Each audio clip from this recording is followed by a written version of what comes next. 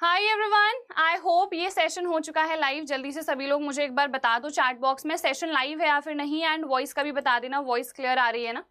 देखो, आज हम लोग करने वाले हैं आईटी का कंप्लीट वन शॉट। कल आप लोगों ने इतनी ज़्यादा डिमांड कर दी थी, भले ही जो हमने टारगेट सेट करा था कि 700 जब हमारे पीक व्यूअर्स जाएंगे लाइव में तभी जाके हम लोग आईटी का वन शॉट करेंगे, बट बिकॉज आप लोगों ने इतने कमेंट्स करे तो मैंने सोचा चलो आईटी का वन शॉट भी ले लेते हैं। तो ये जो पूरा मटीरियल है ये रात को तैयार करा गया है और आज हम लोग करने वाले हैं कंप्लीट आईटी का वन शॉट। ठीक है, जो सबसे ज़्यादा इंपॉर्टेंट यूनिट है आप लोग को पता है डीबीएमएस है। ठीक है, आप लोग को मैंने बताया भी था DBMS is database management system. ठीक है, तो यहां से मैक्सिमम क्वेश्चंस आते हैं, इसीलिए we are going to start with this particular unit. और बाकी जो आपके ग्रीन स्किल्स हैं, एम्प्लॉयबिलिटी स्किल्स हैं, बाकी जो बेसिक से क्वेश्चंस आते हैं वो सब भी कवर्ड है। ठीक है, टोटल कितनी स्लाइड्स हैं? सो टोटल यहाँ पर 59 स्लाइड्स हैं। ठीक है, 59 स्लाइड्स में सारे टॉपिक्स आपके कवर हो जाएंगे, सारे टॉपिक्स और क्वेश्चंस भी। ठीक है, टॉपिक्स क्योंकि आपको पता है ना यहाँ पर आपसे डेफिनेशंस ही पूछी जाती हैं, मेनली डेफिनेशंस एंड 2 मार्कर्स या फिर 3 मार्कर्स जो क्वेश्चंस आते हैं, तो वो सब क्वेश्चंस भी इधर पर मैंने डाल दिए हैं। ठीक है, और कंप्लीट हम रिवीजन भी करते जाएंगे। गुड मॉर्निंग सभी लोग को। स्टार्ट करते हैं सेशन। लाइक टारगेट आज हम कितना रखें? तो 1000 लाइक टारगेट रखते हैं। होपफुली 1000 तो आप लोग करवा ही दोगे। तो जितने भी बच्चे यार सेशन में लाइव अभी जुड़ चुके हैं ना, सभी लोग सेशन को पहले तो लाइक कर दो जल्दी से। ठीक है, बीच बीच में मैं बोलती नहीं रहूंगी क्योंकि इट इज़ वेरी इंपॉर्टेंट कि अभी हम सेशन पे फोकस करें। तो लाइक कर दो। हाँ जी, गुड आफ्टरनून भी हो चुका है, 12 बज चुके हैं क्योंकि। सो गुड आफ्टरनून सभी लोगों को। जल्दी से सभी लोग सेशन में जुड़ जाओ एंड इस सेशन को यार शेयर भी कर देना अपने सारे दोस्तों के साथ। ठीक है, चलो जल्दी से सभी लोग सेशन को लाइक कर दो और स्टार्ट करते हैं। ठीक है जी, कब तक चलेगा? तो यार 1.5 आवर मैक्सिमम हम लेके चलेंगे क्योंकि मैं MCQs भी आप लोगों को करवाने वाली हूँ। ठीक है, इट इज नॉट जस्ट कि हम सिर्फ वन शॉट कर रहे हैं। कल हम लोगों ने पूरा जो सैम्पल क्वेश्चन पेपर था वो सॉल्व करा। आज हम लोग क्या कर रहे हैं? आज हम लोग कंप्लीट वन शॉट कर रहे हैं, मतलब अभी कर रहे हैं ये सुबह। फिर दिन में एक और सेशन होगा, दिन में MCQs कराऊंगी, टॉप 50 MCQs। ठीक है, 3 बजे ये सेशन रहेगा, उसमें भी जुड़ना है, plus bonus highly expected and previous year questions. ठीक है, तो ये इतने सारे सेशंस यार आप लोगों के लिए मैंने प्लान कर लिए हैं। ठीक है, ये तो हमारा कंप्लीट हो गया है, ये वन शॉट अभी 1.5 आवर में कंप्लीट हो जाएगा। ठीक है जी, फिर 3 बजे आ जाना वापस से, टॉप 50 MCQs कर लेंगे क्योंकि MCQs 24 मार्क्स के हैं, आप लोग को पता है, बहुत इंपॉर्टेंट है। उसके बाद रात को 5 या 6 बजे, मतलब थोड़ा सा मे बी बिकॉज और भी क्वेश्चंस मैं चाहती हूँ इंक्लूड करूँ, तो मे बी 6 बजे तक वो सेशन शिफ्ट हो जाए, बट मैं आप लोग को टाइमिंग बता दूंगी। ठीक है, तो यहाँ पर रात को हम लोग करेंगे, रात को नहीं बिल्कुल शाम को, शाम से रात तक हम लोग प्रीवियस ईयर्स और एक्सपेक्टेड क्वेश्चंस करेंगे। ठीक है, ब्रेक है, बिल्कुल ब्रेक है। देखो अभी 1.5 आवर का ये सेशन खत्म होगा, फिर ब्रेक है, फिर 3 बजे ये सेशन है, ये चलेगा हमारा 4 या 4:30 तक, फिर ब्रेक होगा, फिर ये सेशन स्टार्ट होगा। ठीक है जी, तो ब्रेक है हमारे पास। चलो स्टार्ट करते हैं without wasting any more time. सबसे पहला क्वेश्चन, डेटाबेस को अगर मुझे मैनेज करना है, डीबीएमएस क्या होता है? Database management system. तो इसके लिए मुझे पहले ये तो पता होना चाहिए ना कि डीबी जो डेटाबेस है वो क्या होता है। So it is just the collection of data. जब आप डेटा को कलेक्ट कर रहे हो टेबल्स के फॉर्म में, ठीक है, उसको हम क्या कहते हैं? डेटाबेस कहते हैं। सो ऑर्गेनाइज्ड कलेक्शन है किसका? डेटा का। सिंपल है, समझ में आ गया। उसके बाद डीबीएमएस क्या होता है? Database management system.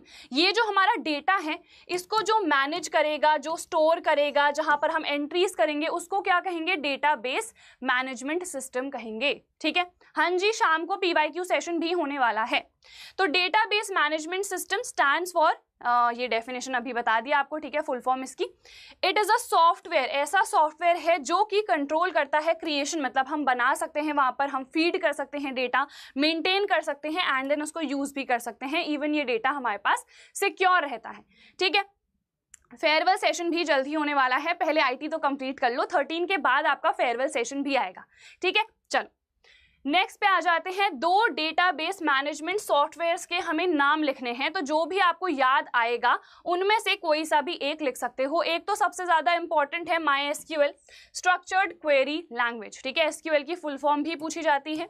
Then oracle है, माइक्रोसॉफ्ट SQL सर्वर है, माइक्रोसॉफ्ट एक्सेस है। तो इनमें से जो भी आपको याद आता है उस टाइम पे कोई से भी आप 2 इंसर्ट कर सकते हो। ठीक है, चलो नेक्स्ट पे आ जाओ, what is the difference between flat file और रिलेशनल फाइल। ठीक है, फ्लैट फाइल और रिलेशनल में हमारे पास डिफरेंस क्या होता है। तो देखो जो फ्लैट फाइल होती है ना, उसमें एक सिंगल डेटा होता है, सिंगल टेबल होता है। अगर एक सिंगल टेबल है, आपको पता है टेबल में क्या होती है, ये कॉलम्स है और ये रोज है, तो रोज एंड कॉलम्स के कॉम्बिनेशन को ही टेबल कहते हैं। तो यहाँ पर सिंगल टेबल है और यहाँ पर मल्टीपल टेबल्स होते हैं। ठीक है, सिर्फ एक ही टेबल नहीं है, बहुत सारे टेबल्स हैं। यहाँ पर बहुत सारे टेबल्स हैं, सो ऑब्वियसली यहाँ पर हम ज्यादा डेटा स्टोर कर सकते हैं, और ये एक ही टेबल है तो यहाँ पर हम लेस डेटा को स्टोर कर सकते हैं।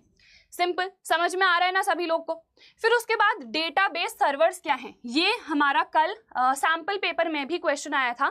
एक तो ये भी आया था कि डीबीएमएस क्या होता है, 1 मार्क्स का क्वेश्चन था, याद है ना। लास्ट में हमने विजुअली इंपेयर्ड स्टूडेंट्स के लिए जो क्वेश्चंस आए थे वो प्रैक्टिस करे थे। तो यहाँ पर डीबीएमएस हमने डिस्कस करा था, अभी देख लिया है, जहां पर हम मैनेज कर रहे हैं उस डेटा को। और सर्वर क्या है, ऐसा कंप्यूटर है जहां पर हम स्टोर कर रहे हैं उस डेटा को। ठीक है, so these are dedicated computers that hold the actual databases. जो एक्चुअल डेटा है उसको हम कहां पर स्टोर कर रहे हैं, डेटाबेस सर्वर्स में हम उनको स्टोर कर रहे हैं। ठीक है, चलो नेक्स्ट, 4 एडवांटेजेस ऑफ डेटाबेस, ये भी हमने डिस्कस करा था। डेटाबेस के आखिरकार एडवांटेजेस क्या होते हैं। सबसे पहला बहुत सिंपल, डेटा रिडंडेंसी को ये रिड्यूस करता है। अब डेटा रिडंडेंसी होता क्या है, सो इसका मतलब है कि डेटा डुप्लीकेट नहीं हो सकता है। ठीक है, रिड्यूसेस मतलब कम कर रहा है, कि डेटा का जो डुप्लीकेशन है उसको ये क्या कर रहा है, रिड्यूस कर रहा है। पहला बेनिफिट हो गया। और डेटा रिडंडेंसी क्या है वो भी हमने देख लिया कि it is the duplication of data. So double नहीं हो सकता है हमारा डेटा। ठीक है, जैसे आप लोग को पता है कई बार हमारे फोन में भी ना इमेजेस डुप्लीकेट हो जाती हैं। जैसे कि अगर मान लो मेरे पास मेरी एक फोटो है, सेम वही फोटो मैंने खुद क्लिक भी करी है और मैंने व्हाट्सएप पे भेजी है, और उस फ्रेंड ने वापस से मुझे वो फॉरवर्ड भी कर दिया है ना। तो हम क्या करेंगे, दोनों जगह से वो अगर हमने स्टोर कर दिया हमारे फोन में तो डुप्लीकेट हो गया है वो, है ना। तो यहाँ पर इसको हम डुप्लीकेशन ऑफ डेटा बोलते हैं, ये आप लोग को पता है, सिंपल है। तो इसको रिड्यूस करता है क्या, हमारा डेटाबेस। उसके बाद शेयरिंग ऑफ डेटा अलाउ करता है डेटाबेस। इसके अलावा डेटा इंटीग्रिटी मेंटेन होती है। कल भी बताया था डेटा इंटीग्रिटी क्या होता है, ये क्वेश्चन भी पूछा जाता है, डेटा इंटीग्रिटी होता क्या है। ठीक है मैम, आप वही हो क्या जिसने कल सैंपल पेपर करवाया था। श्रेयस, मैं वही तो हूँ। आप लोग भूल जाते हो लगता है ना शक्लें। वैसे एक्चुअल में मैं साइंस की टीचर हूँ, बट बिकॉज आईटी भी आप लोगों ने इतनी डिमांड करी थी कि हमें आईटी भी पढ़ना है, इसीलिए मैं आईटी भी पढ़ा रही हूँ, बट एक्चुअल में I am a chemistry teacher. ठीक है, चलो तो यहाँ पर देखो डेटा इंटीग्रिटी का मतलब क्या होता है कि डेटा जो है वो प्रॉपर्ली एक्यूरेट है। ठीक है, कोहेरेंट है वो डेटा, तो इसको हम क्या बोलते हैं, डेटा इंटीग्रिटी बोलते हैं। एंड ऑल्सो एक और एडवांटेज क्या हो जाएगा कि डेटा हमारा सिक्योर्ड रहता है। अभी मैंने बताया था ना, डेटाबेस सर्वर्स में जो डेटा है उसको स्टोर कर रहे हैं और वो सिक्योर्ड भी रह रहा है। ठीक है, उसके बाद हमें डेटा इंटीग्रिटी से हम क्या समझते हैं, क्या पता चलता है। सो data integrity means that the data is accurate है और कंसिस्टेंट है। ठीक है, कोहेरेंट है वो डेटा, तो इसको हम क्या कहते हैं, डेटा इंटीग्रिटी कहते हैं। हाँ जी, पूरी हम आईटी कंप्लीट करने वाले हैं। ये मोस्ट इंपॉर्टेंट यूनिट है, थोड़ी बच्चों को डिफिकल्ट लगती है, तो इसीलिए मैंने सोचा कि पहले इसी से हम स्टार्ट करते हैं। इसके बाद जो चीजें आने वाली है ना, वो बिल्कुल हलवा है, ऐसे ऐसे हम उड़ा देंगे उनको। ठीक है, चलो उसके बाद डेटा कंसिस्टेंसी क्या होती है, चैप्टर भी समझाओगे। देखो चैप्टर के जो टॉपिक्स है ना, वो इंडिविजुअल टॉपिक्स ही मैं यहाँ पर लेके आ रखी हूँ।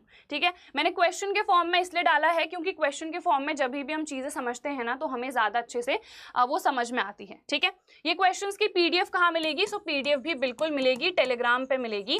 टेलीग्राम का नाम क्या है, तो संकल्प भारत फाउंडेशन नेम है, सभी लोग ज्वाइन कर लो। ठीक है, ये पीडीएफ आप लोग को मिल जाएगी। जस्ट 1 सेकेंड, पानी पी लेती हूँ।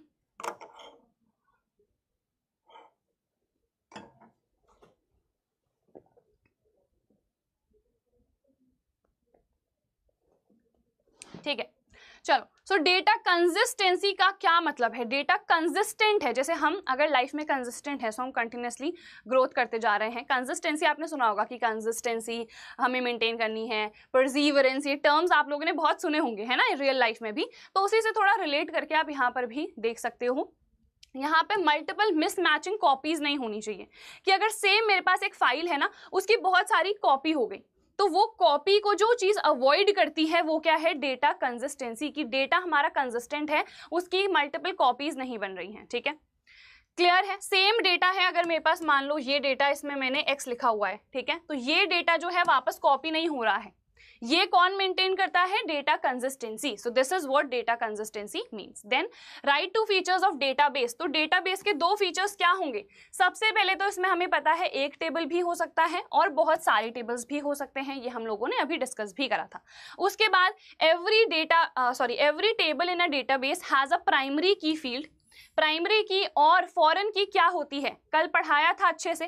प्राइमरी की एक टेबल की एक ही हो सकती है, जबकि फॉरेन कीज जो हैं वो बहुत सारी हो सकती हैं।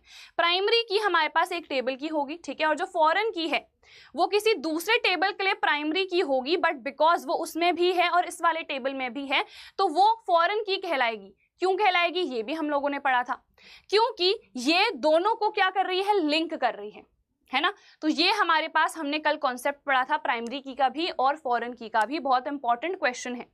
तो हर टेबल में, ठीक है, हर टेबल में एक प्राइमरी की होती है हमारे पास, जो कि इंश्योर करती है कि हमारे पास 100% यूनिक वैल्यूज ही आ रही हैं, क्योंकि प्राइमरी की तो सिर्फ एक ही हो सकती है ना, तो इसीलिए 100% एक्यूरेट डेटा जो है ये हमें प्रोवाइड करती है, ठीक है। तो ये फीचर्स है किसके? डेटाबेस के। क्लियर है?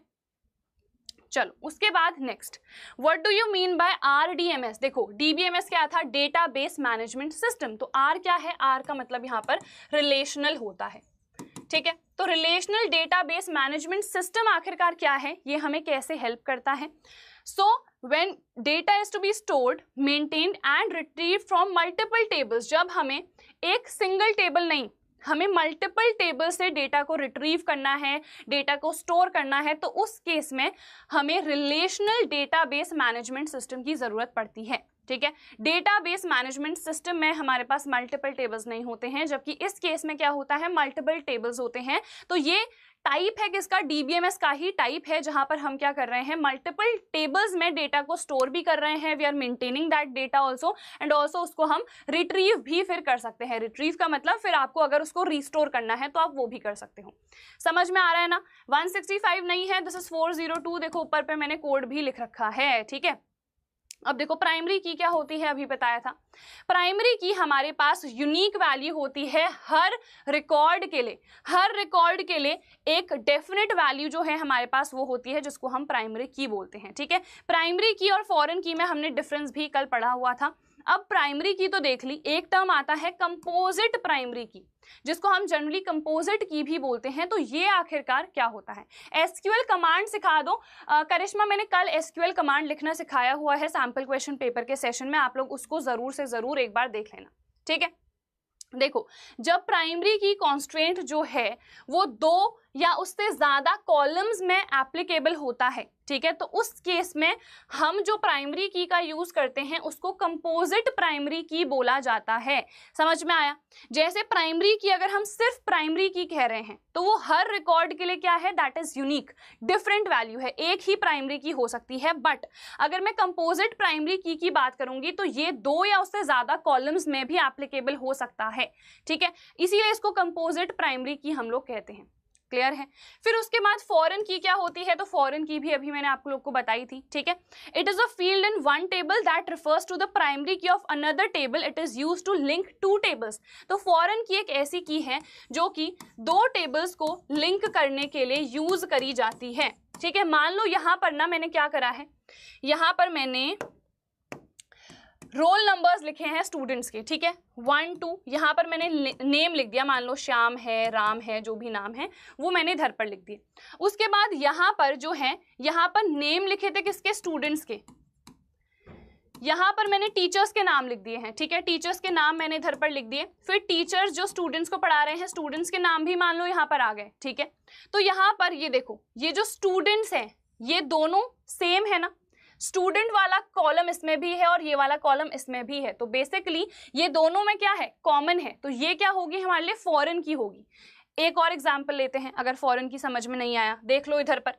देखो यहाँ पर क्या है? Answer the following questions on the basis of the following tables. ये स्टूडेंट का टेबल है सॉरी, और ये हमारा टीचर का टेबल है। यहाँ पर स्टूडेंट ID लिखी है, नेम लिखा है, क्लास और फीस। अब यहाँ पर मुझे ये बताओ कौन सा ऐसा कॉलम है जो यूनिक है? यूनिक का मतलब क्या है? यूनिक का मतलब क्या है? जो डिफरेंट होगा एक इंसान का एक ही हो सकता है।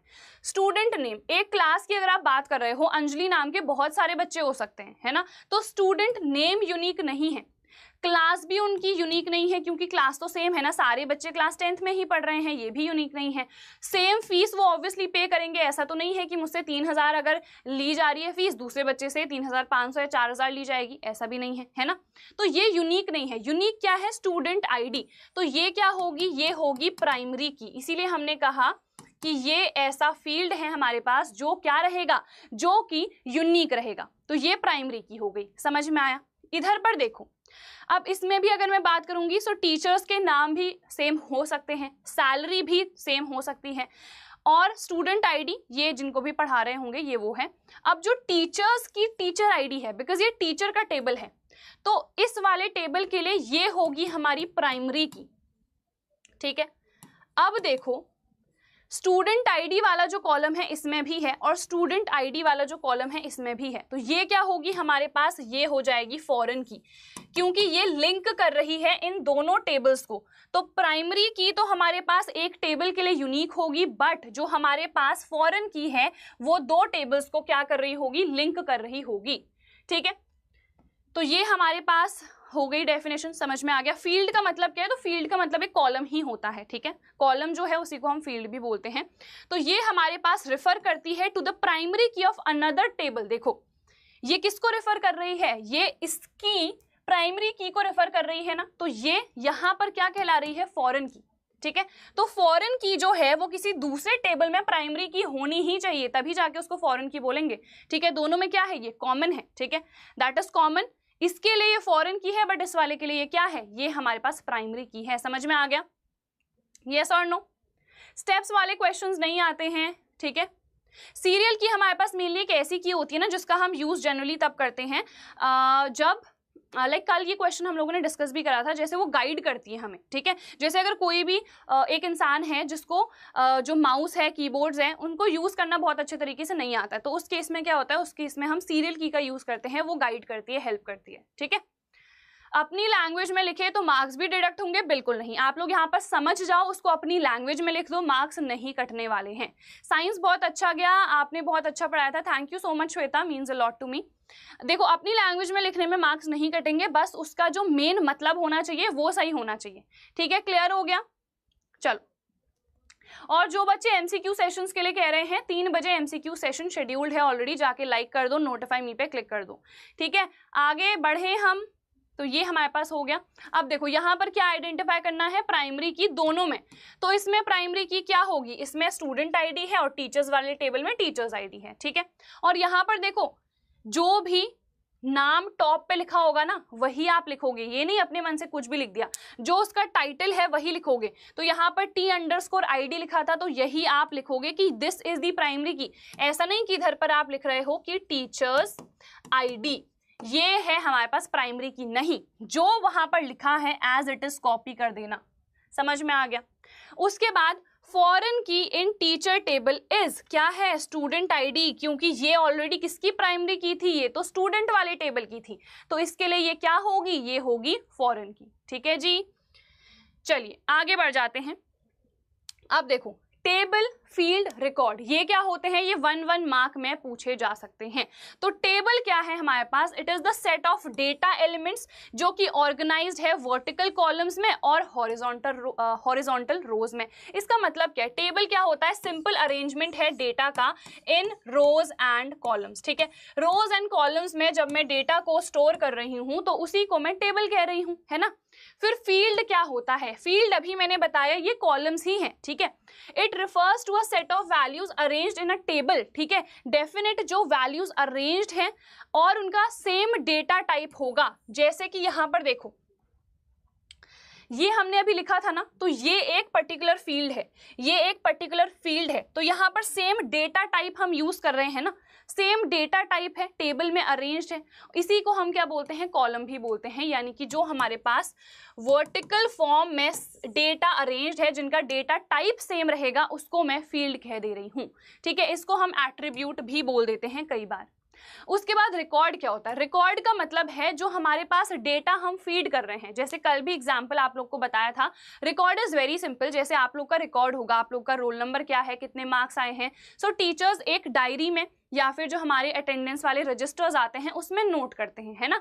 तो वो हमारे पास हमारा रिकॉर्ड है कि मेरा नाम अंजलि है, मेरे इतने मार्क्स आए थे। तो ये डेटा है जो हम फीड कर रहे हैं, वही डेटा को हम रिकॉर्ड कहते हैं। अ रो ऑल्सो कॉल्ड अ रिकॉर्ड और tuple represents a single data item in a table. तो इसको हम रिकॉर्ड बोलेंगे। तो ये क्या रिप्रेजेंट कर रहा है? हमारा रो को रिप्रेजेंट कर रहा है, और जो हमारे पास फील्ड है वो कॉलम को रिप्रेजेंट कर रहा है। ठीक है, समझ में आ गया? चलो, हाँ जी, ये टॉपिक वाइज है। जैसे अभी हम DBMS के मेनली डिस्कस कर रहे हैं, फिर ग्रीन स्किल्स पे आएंगे, एंटरप्रेन्योरियल स्किल्स, ये सब हम करते जाएंगे। ठीक है, चलो next, what are the 2 ways of creating table in open office base. आप ओपन ऑफिस बेस में कैसे टेबल्स को क्रिएट कर सकते हो? तो सबसे पहले आप डिजाइन व्यू पे जाके टेबल क्रिएट कर सकते हो, या फिर आप विजार्ड का यूज कर सकते हो। ठीक है, विजार्ड का यूज करके भी आप टेबल को क्रिएट कर सकते हो। ये तो देखो रटने वाला है, इसमें कुछ समझाने वाला है नहीं। तो ये 2 मेथड्स हैं जिससे आप टेबल को क्रिएट कर सकते हो। स्टेप्स याद नहीं करने हैं, स्टेप्स नहीं पूछे जाते हैं जनरली। ठीक है, ये इंपॉर्टेंट क्वेश्चंस भी हैं और पूरा वन शॉट भी हो रहा है क्योंकि we are covering the entire chapter. और जो एक्चुअल में इंपॉर्टेंट क्वेश्चंस हैं, ठीक है, जो प्रीवियस ईयर्स है, वो हम डिस्कस करने वाले हैं शाम को 5 या 6 बजे। ठीक है, उस वाले सेशन में जो प्रीवियस ईयर्स है उनको हम डिस्कस कर लेंगे। प्रेजेंटेशन टिप्स कुछ नहीं है, बहुत ही सिंपल है। बस जो MCQ का आंसर आ रहा है वो सिंपल लिख दो, 24 नंबर पक्के हो गए। और जो भी हमारे पास बाकी क्वेश्चंस आ रहे हैं सेक्शन B के, ऑर्डर वाइज आप लोग लिखो, और बस 4-5 लाइन में डेफिनेशन लिखोगे, so that is more than enough. Marks आपको मिलेंगे ही मिलेंगे। ठीक है, चलो उसके बाद what do you mean by data type. Data type का अब आखिरकार मतलब क्या होता है? तो ये बस नंबर्स ही हैं जो कि आप डेटाबेस के कॉलम्स में क्या कर रहे हो, फिल कर रहे हो। ठीक है, उसके बाद यहाँ पर क्या क्वेश्चन पूछा गया है, give example of 2 data type जो कि हम ओपन ऑफिस बेस में यूज कर सकते हैं। एक तो है 64 बिट फ्लोटिंग पॉइंट नंबर्स, जिसको हम डबल भी बोलते हैं। देखो अभी हम आगे और क्वेश्चंस भी देखेंगे, जैसे मेरे पास डबल है, डेसिमल है, बूलियन है, ये सब हमारे पास डेटा टाइप होते हैं जो कि नंबर्स हैं जिनको हम डेटाबेस कॉलम्स में क्या कर रहे हैं, स्टोर कर रहे हैं। ठीक है, ये और टेक्स्ट, इन दोनों का ही हम यूज करते हैं किसमें, ओपन ऑफिस बेस में। ठीक है, 2 एग्जांपल्स बताने थे डेटा टाइप के जो स्पेसिफिकली हम ओपन ऑफिस बेस में यूज करते हैं, जो कि क्या है, एक तो डबल है। अगर ये लर्न नहीं करना है दैट इज फाइन, आप सिर्फ लिखाओ डबल और टेक्स्ट, इन दोनों का हम यूज करते हैं, डबल और टेक्स्ट, ये डेटा टाइप है। ठीक है, अब देखो यहाँ पर से इंपॉर्टेंट क्वेश्चंस आ रहे हैं। यहाँ पर हमको क्या करना है, डेटा टाइप को आइडेंटिफाई करना है जिसमें हम डेसिमल वैल्यू को स्टोर कर सकते हैं। बूलियन की अगर मैं बात करूं, यहाँ पर ट्रू या फिर फॉल्स हम बताते हैं। ठीक है, तो ये डेटा टाइप हमें ट्रू या फॉल्स रिप्रेजेंट करता है। टाइनी इंटीजर, टाइनी का मतलब बहुत ही छोटा, ठीक है, वेरी वेरी स्मॉल, और इंटीजर का मतलब आपको पता है 1 2 3 4 0, ये सब क्या होते हैं, इंटीजर्स होते हैं। डेसिमल वैल्यूज आप लोग को पता है 1.2 1.3, ये सब हमारी डेसिमल वैल्यूज हैं।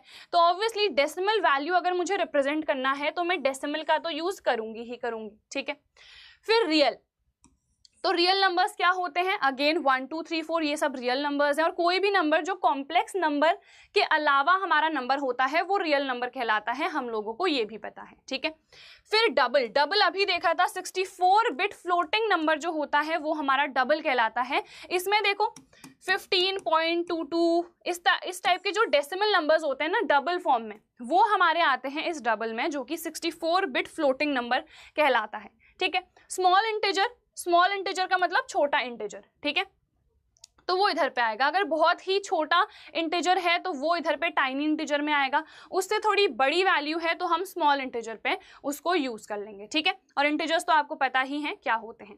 अब यहाँ पर क्वेश्चन ये पूछा गया था कि हम किसका यूज कर सकते हैं डेसिमल वैल्यू को स्टोर करने के लिए। तो हम सबसे पहले देखो डेसिमल का यूज कर सकते हैं। ठीक है, वो हमने देखा ही। रियल नंबर्स का हम इधर पर यूज कर सकते हैं। ठीक है, क्योंकि हमें पता है ये जो भी डेसिमल नंबर होते हैं ये सारे के सारे सारे रियल नंबर्स भी होते हैं। अभी मैंने आप लोग को बताया कॉम्प्लेक्स नंबर के अलावा जितने नंबर्स होंगे वो क्या होते हैं, रियल नंबर्स होते हैं, मैथ्स में हम लोगों ने पढ़ रखा है। और डबल, डबल तो ऑलरेडी मैंने दिखा ही दिया, ये पॉइंट के फॉर्म में होंगे। स्मॉल इंटीजर, तो इंटीजर्स तो 1 2 3 4 होते हैं, ये डेसिमल में आ नहीं सकते हैं, ये भी डेसिमल में नहीं आ सकते हैं, ठीक है, और ये भी डेसिमल में हमारा नहीं आएगा। तो बचे हमारे पास ये 3 ऑप्शंस ही, ठीक है। हाय जसपाल सिंह, ले लिया है आपका नाम, ठीक है। चलो अब देखो यहाँ पर 4 और वर्चार में डिफरेंस क्या होता है, ठीक है। तो केयर एंड वर्केयर भी कहते हैं इसको बहुत बार, ठीक है, डिपेंड करता है कौन कैसे प्रोनाउंस इसको करता है। मेरा प्रोनाउंसिएशन ऐसा है तो मैं ऐसे ही कर रही हूँ, ठीक है। तो केयर एंड वेयर केयर, तो यहाँ पर देखो जो केयर है ना वो हमारे पास फिक्स्ड लेंथ का होता है, ठीक है। इसमें जो डेटा टाइप होगा ना वो फिक्स्ड लेंथ का होगा, बट जो वेयर केयर है उसमें क्या होगा, वेरिएबल लेंथ होगा। तो यहाँ पर तो फिक्स्ड है, बट यहाँ पर हम उसको वेरिएबल कर सकते हैं, ठीक है। ये वैरी कर सकता है, ये वैरी नहीं करने वाला है। क्लियर हो गया सभी लोग को, ये चीजें समझ में आ रही हैं या नहीं, मुझे बताते जाओ एक बार। केयर एंड वेयर केयर, ठीक है, वेरिएबल कैरेक्टर फील्ड है ये, और ये क्या है, कैरेक्टर फील्ड। तो इसमें क्या होगा, हमारे पास फिक्स्ड लेंथ होगी, छोटी होगी, वेयर केयर में ज्यादा होगी क्योंकि यहाँ पर ये वेरिएबल है, ठीक है। वेयर केयर की फुल फॉर्म क्या होती है, सो वेरिएबल कैरेक्टर फील्ड, ठीक है। वेरिएबल कैरेक्टर फील्ड को हम वेयर केयर भी लिख देते हैं शॉर्ट में। उसके बाद देखो right the data type suitable for the following fields. अब देखो डेट ऑफ बर्थ अगर मुझे लिखनी है, सो डेट ऑफ बर्थ कैसे आएगी, हमारे नंबर्स के फॉर्म में आएगी जनरली। तो इसको हम कौन से डेटा टाइप के फॉर्म में लिख सकते हैं, इसके लिए हम एक स्पेसिफिक डेटा टाइप का यूज करते हैं जो कि कहलाता है डेट। इसको लर्न कर लो, डेट ऑफ बर्थ के लिए एक स्पेशल हमारा डेटा टाइप होता है, वो क्या कहलाता है, डेट कहलाता है, ठीक है। रोल नंबर, नेम, देखो नेम छोटा भी हो सकता है बड़ा भी हो सकता है। जैसे मान लो मेरा नाम अंजलि है, तो अंजलि नाम क्या है, 1 2 3 4 5 6 6 लेटर्स हैं, तो ये छोटा है ना, तो हम केयर का यूज कर सकते हैं। किसी का नाम बहुत ही बड़ा है, मान लो 12 13 14, उसके लिए हम फिर वेयर केयर का यूज कर लेंगे, ठीक है। रोल नंबर, रोल नंबर मेरा या तो 1 होगा या 2 होगा या 12 होगा 13 होगा। तो टाइनी इंटीजर जब छोटा सा इंटीजर है, स्मॉल इंटीजर जब थोड़ा सा बड़ा इंटीजर है, जैसे 12 है 13 है, तो इसके लिए मैं स्मॉल इंटीजर डाल दूंगी। छोटा रोल नंबर होगा सो टाइनी इंटीजर। समझ में आ रहा है। हाय नितेश, ले लिया है आपका नाम भी, ठीक है। क्लास, वैसे क्लास के लिए हम जनरली केयर का ही यूज करेंगे क्योंकि क्लास तो हमारे पास छोटे में ही आ जाएगी, है ना। वेयर केयर की जनरली जरूरत इसमें नहीं पड़ती है। ईमेल हमारा थोड़ा बड़ा होता है, जैसे Anjali Verma 2 4 5 6 and so on, तो वहां पर ज्यादा हम यूज कर रहे हैं, तो हम जनरली वेयर केयर का ही यूज करते हैं, केयर का यूज नहीं करते हैं, ठीक है।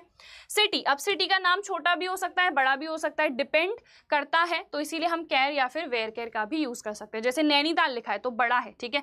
वैटिकन सिटी थोड़ा बड़ा हो गया। कोई छोटे से नाम भी होते हैं 4 लेटर्स के 5 लेटर्स के, तो उस केस में हम केयर का यूज कर सकते हैं। समझ में आ गया। चलो नेक्स्ट पे आ जाते हैं। Right 4 data types available in alpha numeric data type. Alpha numeric, ठीक है, मतलब अल्फाबेट्स भी हैं और न्यूमेरिक टर्म्स भी हैं। तो क्या हो जाएंगे, एक तो लॉन्ग वेयर केयर है, केयर और वेयर केयर जैसे कि अभी हम डिस्कस कर ही रहे थे, ये हमारे पास क्या है, these are data types only, ठीक है। देवा आपका भी नाम ले लिया है मैंने, ठीक है। हाय दीपांशु। फिर यहाँ पर varchar underscore ignore case, हम इसका भी यूज कर सकते हैं। तो ये मेनली 4 डेटा टाइप्स हैं जो कि अल्फा न्यूमेरिक डेटा टाइप्स में यूज किए जाते हैं, ठीक है। चलो डेटा इन RDBMS, ठीक है, अभी देखा था रिलेशनल डेटाबेस मैनेजमेंट सिस्टम, किसके फॉर्म में ऑर्गेनाइज्ड होता है, तो चाहे वो DBMS का पूछा जा रहा है चाहे RDBMS का, हमें पता है हम इस डेटा को टेबल्स के फॉर्म में ही ऑर्गेनाइज करते हैं। फिर उसके बाद देखो RDBMS में जो टेबल है उसको हम और क्या कहते हैं, ऑब्वियसली यहाँ पर क्या है, ये रिलेशनल डेटाबेस मैनेजमेंट सिस्टम है। सो टेबल को हम यहाँ पर रिलेशन भी कहते हैं। ये सब छोटे छोटे MCQ के फॉर्म में आ सकते हैं, 1 मार्कर्स, ठीक है। Write 4 data types which are use to store numeric value, सिर्फ न्यूमेरिक होनी चाहिए, अल्फा न्यूमेरिक नहीं होनी चाहिए। न्यूमेरिक मतलब 1 2 3 4 एंड सो ऑन। अभी इनके लिए देखा था स्मॉल इंटीजर, टाइनी इंटीजर का भी मैं यूज कर सकती हूँ, ठीक है। जनरली हम सिर्फ इंटीजर का भी यूज कर सकते हैं। इसके अलावा हम बिजनेट, बिग इंटीजर, ठीक है, बिजेंट बिजेंट बिजेंट, ठीक है, ये बिजनेट नहीं है, बिजेंट, तो मतलब big integer, small integer, big integer, tiny integer या फिर सिर्फ इंटीजर, इनका हम यूज कर सकते हैं। देन सिर्फ इंटीजर अभी बता दिया, फ्लोट का भी आप यूज कर सकते हो, डबल का भी आप यूज कर सकते हो, ठीक है, डेसिमल का भी आप यूज कर सकते हो। तो न्यूमेरिक वैल्यूज को स्टोर करने के लिए हम ये भी कर सकते हैं, ठीक है। चलो उसके बाद नेक्स्ट पे आ जाते हैं। अब फ्लोट डेटा टाइप क्या होता है, तो ये वही है जो अभी हम डिस्कस कर रहे थे ना, जो फ्लोटिंग पॉइंट रिप्रेजेंट करता है, जो अभी देखा था ना 64 बिट फ्लोटिंग पॉइंट, जिसको हम डबल भी जनरली कह रहे थे, ठीक है। अच्छा नहीं, डबल वाला थोड़ा डिफरेंट है, ये हमारा अलग है फ्लोट डेटा टाइप, ठीक है। तो इसमें क्या है, हमारे पास इस टाइप के कोई भी वैल्यूज आती है ना डेसिमल में, तो इनको हम क्या कहते हैं, फ्लोटिंग पॉइंट अगर है तो फ्लोट डेटा टाइप हम इनको कह देते हैं, ठीक है। चलो नेक्स्ट पे आ जाते हैं। Write 4 appropriate field names and their data types to store record of students। तो यहाँ पर देखो हमें 4 फील्ड नेम्स देने हैं। फील्ड नेम मतलब कॉलम के मैं क्या नेम दे सकती हूँ, बच्चों का क्या नाम है, उनकी स्टूडेंट आईडी क्या है, एडमिशन नंबर क्या है, फीस कितनी पे कर रहे हैं, डेट ऑफ बर्थ क्या है, इवन रोल नंबर क्या है, वो सब भी आप यहाँ पर लिख सकते हो। You can change these. यहाँ पर तो हमने कोई भी 4 लिखे हैं, आप रोल नंबर भी लिख सकते हो, स्टूडेंट आईडी भी लिख सकते हो, ठीक है। तो इस तरीके से आप क्या कर सकते हो, फील्ड के नेम्स दे सकते हो, यानी कि कॉलम के नेम्स दे सकते हो, ठीक है। उसके बाद डेटा टाइप, कौन सा डेटा टाइप मैं यूज करूंगी, जैसे अगर मेरे पास रोल नंबर है तो मैं टाइनी इंटीजर का यूज कर सकती हूँ, नॉर्मल इंटीजर का भी यूज कर सकती हूँ, है ना। स्टूडेंट आईडी है तो थोड़ी बड़ी होगी, तो उसमें नॉर्मल इंटीजर का या फिर बिग इंटीजर का मैं यूज कर सकती हूँ। तो इस तरीके से आप लिख सकते हो। नेम के लिए हम ऑब्वियसली केयर या फिर वेयर केयर का ही यूज करेंगे। एडमिशन नंबर के लिए हम इंटीजर का यूज कर लेंगे। फीस जो है वो फ्लोट या फिर डबल में आएगी, क्योंकि फीस हमारे पास मान लो 3, 4, 5, 6, डेसिमल में जैसे हमारा पैसे में अगर है तो 0.50, तो ये इसीलिए हम जनरली डबल में इसको यूज कर लेंगे, ठीक है। फिर देखो जो डीओबी है, अभी बताया था ना, डीओबी के लिए जो डेटा टाइप होगा वो डेट ही होगा। This is specific, this is what you have to learn. DOB के लिए आप डेट डेटा टाइप का ही यूज करोगे, ठीक है। स्टेप बेस्ड क्वेश्चंस जनरली नहीं आते हैं सत्यम, ठीक है, स्टेप्स आपसे नहीं पूछे जाते हैं। तो ये हमने देख लिया है। फिर देखो, write 4 appropriate field names and their data types to store record of a book, ठीक है। बुक के अगर मुझे रिकॉर्ड्स मतलब बनाने हैं तो मैं किसका यूज करूंगी, ऑथर का नेम क्या है, कितना प्राइस है उस बुक का, ठीक है, कौन सी क्लास के बच्चों के लिए वो है, कौन सा सब्जेक्ट वो कवर कर रहा है, ठीक है। इसके अलावा और हम क्या कर सकते हैं, कौन सी पब्लिकेशन ने वो प्रिंट करा रखी है ना, वो भी लिख सकते हैं। तो ये कोई से भी हमारे फील्ड हो सकते हैं, जो भी आपको वहां पर उस टाइम पे याद आता है वो फील्ड नेम्स आप लिख दोगे।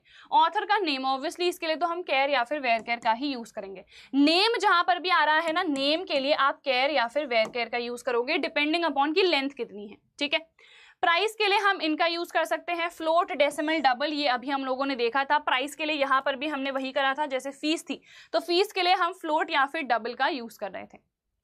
फिर देखो क्लास क्या है, क्लास हमारी कोई सी भी हो सकती है, तो उसके लिए हम केयर या फिर वेयर केयर का यूज कर देंगे, क्योंकि ये अल्फा न्यूमेरिक डेटा टाइप है हमारे पास, ठीक है। फिर सब्जेक्ट के लिए भी केयर या वेयर केयर का, पब्लिकेशन के लिए भी आप केयर या फिर वेयर केयर का यूज कर सकते हो, ठीक है।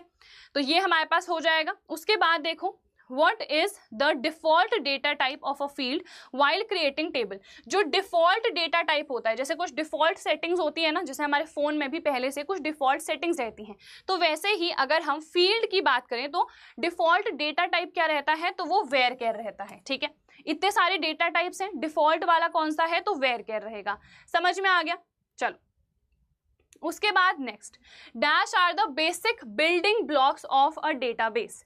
प्लीज क्वेरी करवा दो। देखो क्वेरी के जो क्वेश्चंस है ना, हम शाम को 5 या 6 बजे वाला जो हमारा सेशन है उस वाले सेशन में करने वाले हैं, क्वेरी वाले जितने क्वेश्चंस हैं। अभी हम बेसिकली वन शॉट कर रहे हैं, तो यहाँ पर क्वेरी वाला क्वेश्चन मैंने इंसर्ट नहीं करा है। एक तो कल सैम्पल पेपर में मैंने आप लोग को क्वेरी समझा दिया था लास्ट में। इसके अलावा जो शाम को सेशन है वहां पर हम जो एसक्यूएल क्वेरीज वाले क्वेश्चन हैं उनको प्रैक्टिस करेंगे, ठीक है। चलो तो यहाँ पर देखो, dash are the basic building blocks of a database. अभी देखा था डेटाबेस हम डेटा किस फॉर्म में स्टोर करते हैं, टेबल्स के फॉर्म में स्टोर करते हैं, जिसमें रोज भी होंगे और कॉलम्स भी होंगे, ठीक है।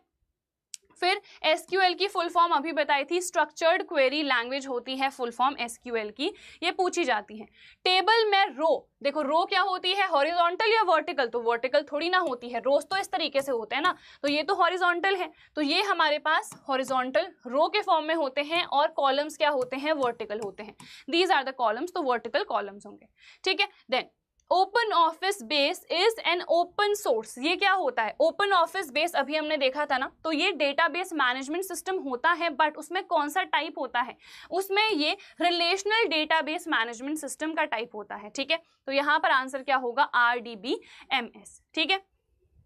नहीं यार, HTML I won't be covering, वो कंप्यूटर एप्लीकेशंस का है और मैं कंप्यूटर एप्लीकेशंस कवर नहीं करूंगी, ठीक है जी। चलिए अब देखो, हमारी जो पहली यूनिट थी ना DBMS वाली, वो कंप्लीट हो चुकी है, बहुत इंपॉर्टेंट थी, सबसे ज्यादा लेंदी यही थी।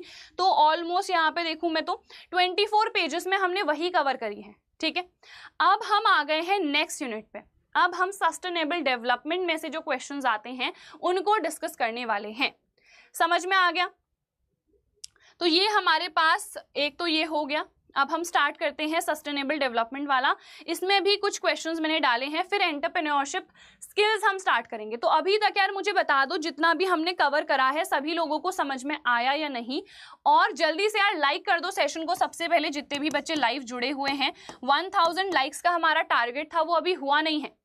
जल्दी से यार सभी लोग सेशन को लाइक करो, पहले तो जल्दी से सभी लोग सेशन को लाइक कर दो और शेयर भी कर दो इस सेशन को अपने दोस्तों के साथ, सो दैट वो लोग भी आए सेशन में जुड़े। और 1:30 तक अप्रॉक्सीमेटली हम इस सेशन को खत्म कर देंगे। अभी हमारे मतलब बचे हैं बहुत सारे क्वेश्चंस, ठीक है। तो जल्दी से सभी लोग पहले तो सेशन को यार लाइक करो और शेयर भी करो। मैं पानी पी लेती हूँ, तब तक रेस्ट कर लो, उसके बाद हम स्टार्ट करते हैं ये वाले सारे क्वेश्चंस, ठीक है।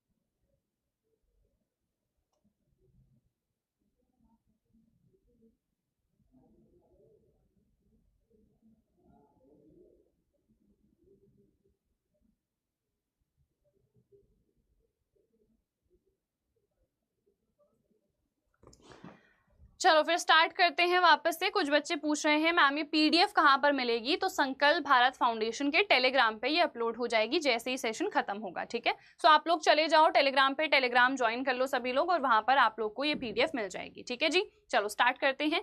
सस्टेनेबल डेवलपमेंट कल भी आप लोग को एक्सप्लेन करा था। सस्टेनेबल डेवलपमेंट का मतलब होता है एक इस तरीके का डेवलपमेंट, चाहे कंट्री की हम बात करें या फिर इन जनरल वर्ल्ड के डेवलपमेंट की। इकोनॉमिक ग्रोथ तो हमारी हो ही रही है, वी आर फोकसिंग कि हम जो भी हमारे रिसोर्सेज हैं उनको सेव करें for the future generation without compromising on our needs, ठीक है। अपने नीड्स भी हम फुलफिल कर रहे हैं एंड ऑल्सो जो भी हमारे रिसोर्सेज हैं we are saving it for the future generation.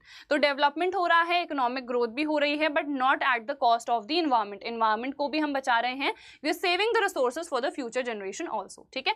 तो sustainable development is the development that satisfies the needs of the present without compromising the capacity of future generations. कि हम अपनी नीड्स को भी कॉम्प्रोमाइज नहीं कर रहे हैं, फ्यूचर जनरेशन की नीड्स को भी कॉम्प्रोमाइज नहीं कर रहे हैं, हम अपने लिए भी मतलब जो भी डेवलपमेंट है वो कर रहे हैं and also we are doing it for the future generation, ठीक है।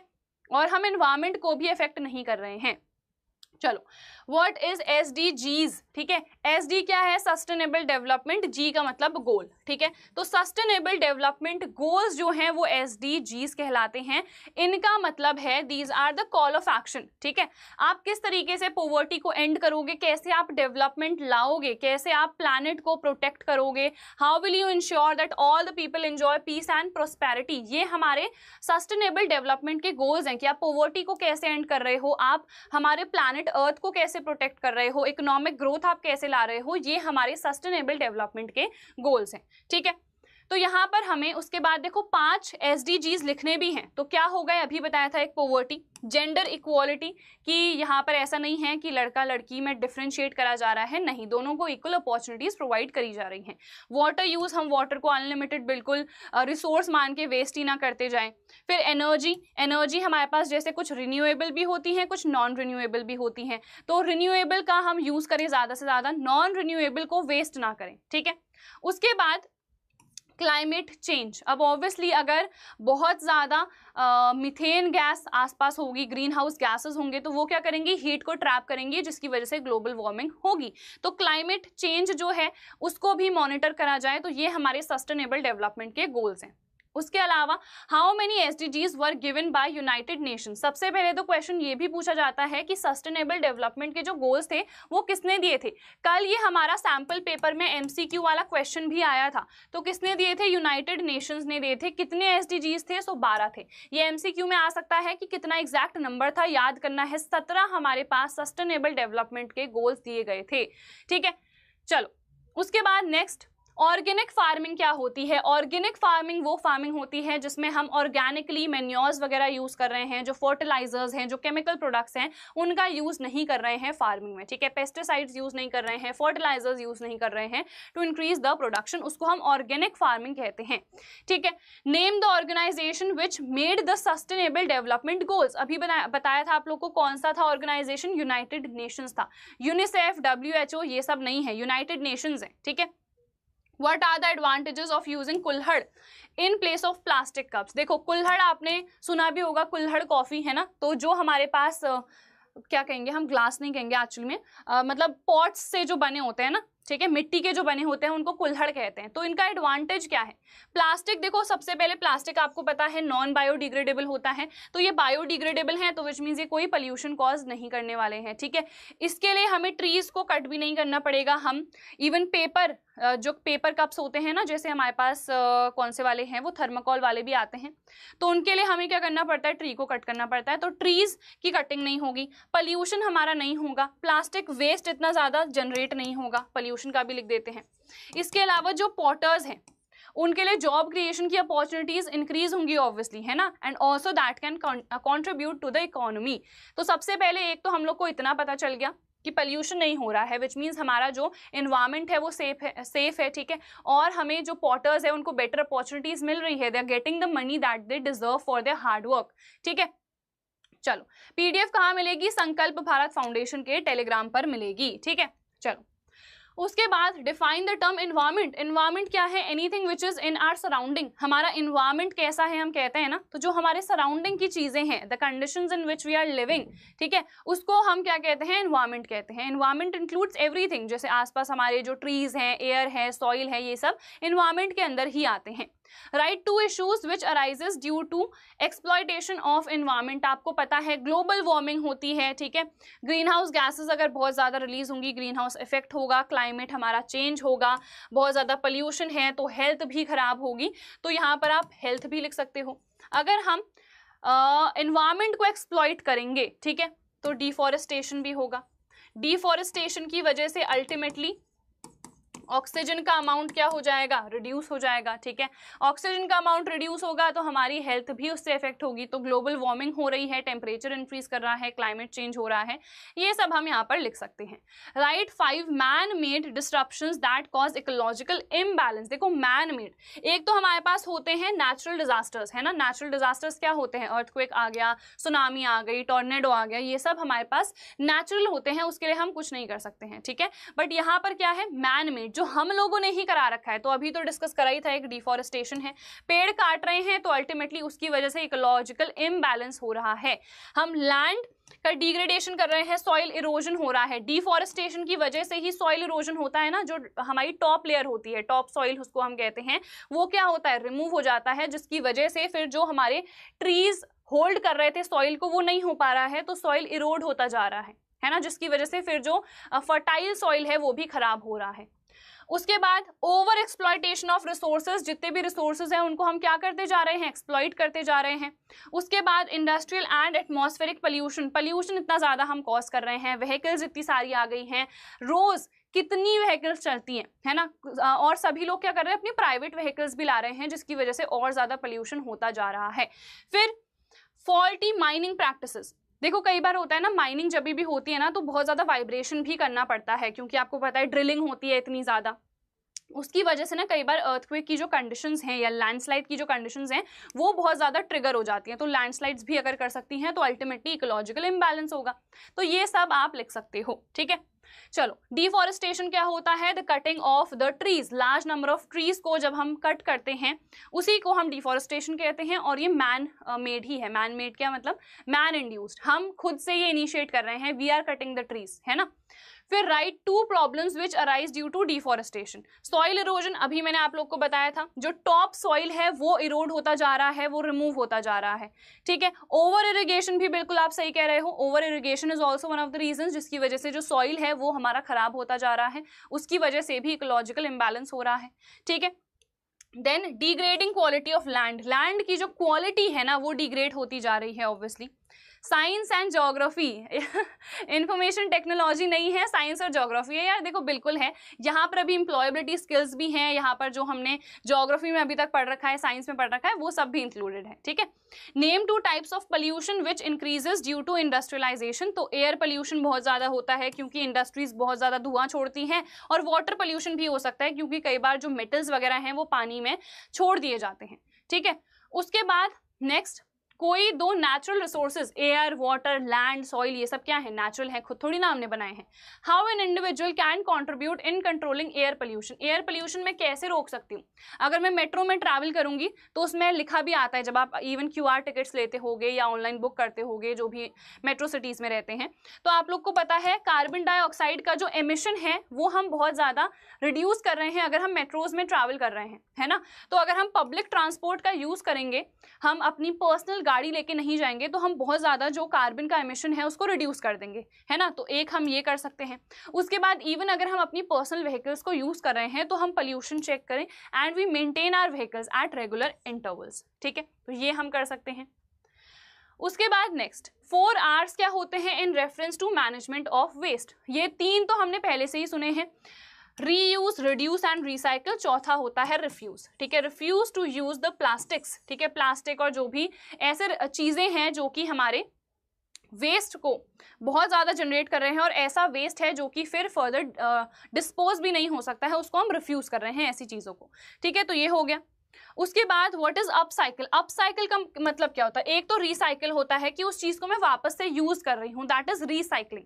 अपसाइकिल का मतलब होता है हम अपग्रेड कर रहे हैं, मतलब कोई भी अगर मेरे पास यूज्ड प्रोडक्ट है उसको हम थोड़ा मॉडिफाई कर रहे हैं, we are making some changes and हम उसको कन्वर्ट कर रहे हैं इनटू सम अदर थिंग जो कि फिर कोई भी इंसान यूज कर सकता है, हुएवर इज इंटरेस्टेड, ठीक है। So upcycle is a new concept wherein old used material is modified, आप यहाँ पर क्या करोगे, कुछ चेंजेस करोगे और एक नया प्रोडक्ट आप बनाओगे, उसको हम अपसाइकिल कहते हैं, ठीक है। चलो, name two renewable sources of energy, हमारी सोलर एनर्जी है, वाटर एनर्जी है, विंड एनर्जी है, ये सब क्या है, रीन्यूएबल है, क्योंकि विंड तो चलती रहेगी, सोलर एनर्जी हमारे पास हमेशा रहती है। इसके अलावा पानी भी वैसे तो रीन्यूएबल ही है, क्योंकि आपको पता है प्रेसिपिटेशन जब होता है तो पानी वापस आ जाता है ना, कंडेंसेशन, इवेपोरेशन, ये सब आप लोगों ने पढ़ रखा है। तो इन प्रोसेस से क्या होता है, वापस पानी आ जाता है, तो रीन्यूएबल ही है। अब देखो ये भी हमने कंप्लीट कर लिया है। Now we are going to cover entrepreneurship skills, ठीक है। अब हम एंटरप्रेन्योर पे आ गए हैं, तो यहाँ पर से सिंपल क्वेश्चंस आते हैं, 1-2 हमारे क्वेश्चंस यहाँ पर से आ सकते हैं, तो सिंपल है, जल्दी जल्दी देख लेते हैं। एंटरप्रेन्योरशिप होती क्या है, एंटरप्रेन्योर क्या है और एंटरप्रेन्योरशिप क्या है, ये पूछा जा सकता है। सो एंटरप्रेन्योर एक सेल्फ एम्प्लॉयड पर्सन है जो कि खुद से एम्प्लॉयड है, ठीक है, उसे किसी से सैलरी लेने की जरूरत नहीं है। जैसे आई एम वर्किंग समवेयर, तो मैं सेल्फ एम्प्लॉयड नहीं हूँ, I am not an entrepreneur, I am getting a fixed salary, ठीक है, तो मैं एंटरप्रेन्योर नहीं हूं। जो एंटरप्रेन्योर होंगे उनकी फिक्स्ड सैलरी नहीं होगी, ऑब्वियसली वो वैरिंग होगी, क्योंकि उनका खुद का कोई सेटअप है, खुद का कोई बिजनेस उन्होंने स्टार्ट कर रखा है। तो वो पीपल क्या होंगे, वो लोग क्या होंगे, सेल्फ एम्प्लॉयड होंगे। So entrepreneurship is basically the type of self employment जहां पर आप एक बिजनेस को रन कर रहे हो एंड आप रिस्क ले रहे हो, क्योंकि यहाँ पर ना कोई भी फिक्स्ड इनकम नहीं होती है। अगर आपके जो प्रॉफिट्स हैं बिजनेस में वो बहुत ज़्यादा हैं तो आप ज़्यादा अर्न करोगे, आपके प्रॉफिट्स ही नहीं है, अगर आप लॉस पे चल रहे हो तो there is no fixed salary that you would be getting, ठीक है।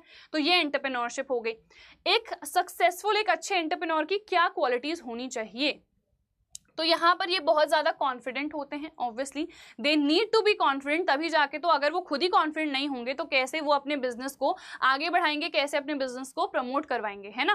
They keep trying new ideas, obviously आज चलो ये वाला चीज़ बहुत ज़्यादा चल रही है, इसमें पैसा इन्वेस्ट कर देते हैं, इसको स्टार्ट करते हैं, नया स्टार्टअप, तो ये हमेशा नई आइडियाज़ को स्टार्ट करते हैं, they welcome new ideas as well. उसके बाद रिस्पॉन्सिबिलिटी लेते हैं for their actions and also risk भी लेते हैं, ये भी आप यहाँ पर एक फैक्टर इंक्लूड कर सकते हो। They never give up, because obviously अगर आपने गिव अप कर दिया तो आप कोई सक्सेसफुल बिजनेस कभी भी नहीं बना पाओगे, ठीक है। शार्क टैंक में ये सब सभी लोगों ने देख ही लिया होगा। फिर उसके बाद वेज एम्प्लॉयड और सेल्फ एम्प्लॉयड पीपल में डिफरेंस क्या है। वेज एम्प्लॉयड अभी मैंने बताया, जिनको एक फिक्स्ड सैलरी मिल रही है, फिक्स्ड अमाउंट मिल रहा है, जो कि रिस्क नहीं ले रहे हैं, बैठे हैं और यहाँ पर इनको क्या मिल रही है, सैलरी मिल रही है। सेल्फ एम्प्लॉयड जो रिस्क ले रहे हैं, है ना, वो अपना बिजनेस स्टार्ट कर रहे हैं, तो इनके पास फिक्स्ड इनकम नहीं होती है, इनकी जो इनकम है वो वैरी कर सकती है, that is the main difference. Entrepreneur का क्या मतलब है, एक सेल्फ एम्प्लॉयड पर्सन है जिसने अपना बिजनेस स्टार्ट करा है, उसको ग्रो करने के लिए नए नए आइडियाज वो ढूंढता है, नई नई चीजें ट्राई करता रहता है, ठीक है। चलो अब देखो, Ramya and Ramu both own plant shops. Ramu sits at his shop every day, when customers come he sells to them, ठीक है। तो देखो रामू जो है वो तो अपनी दुकान में बैठा है, विच मीन्स वो क्या है, शॉपकीपर है। Ramya walks around and gets customers to her shop, she also sells seeds and flowers with her plants, ठीक है। Who is entrepreneur out of Ramya and Ramu. देखो राम्या क्या कर रही है, वो जा रही है लोगों के पास, अपने बिजनेस के लिए वो एफर्ट्स कर रही है, तो ऑब्वियसली ये हमारे पास सेल्फ एम्प्लॉयड है।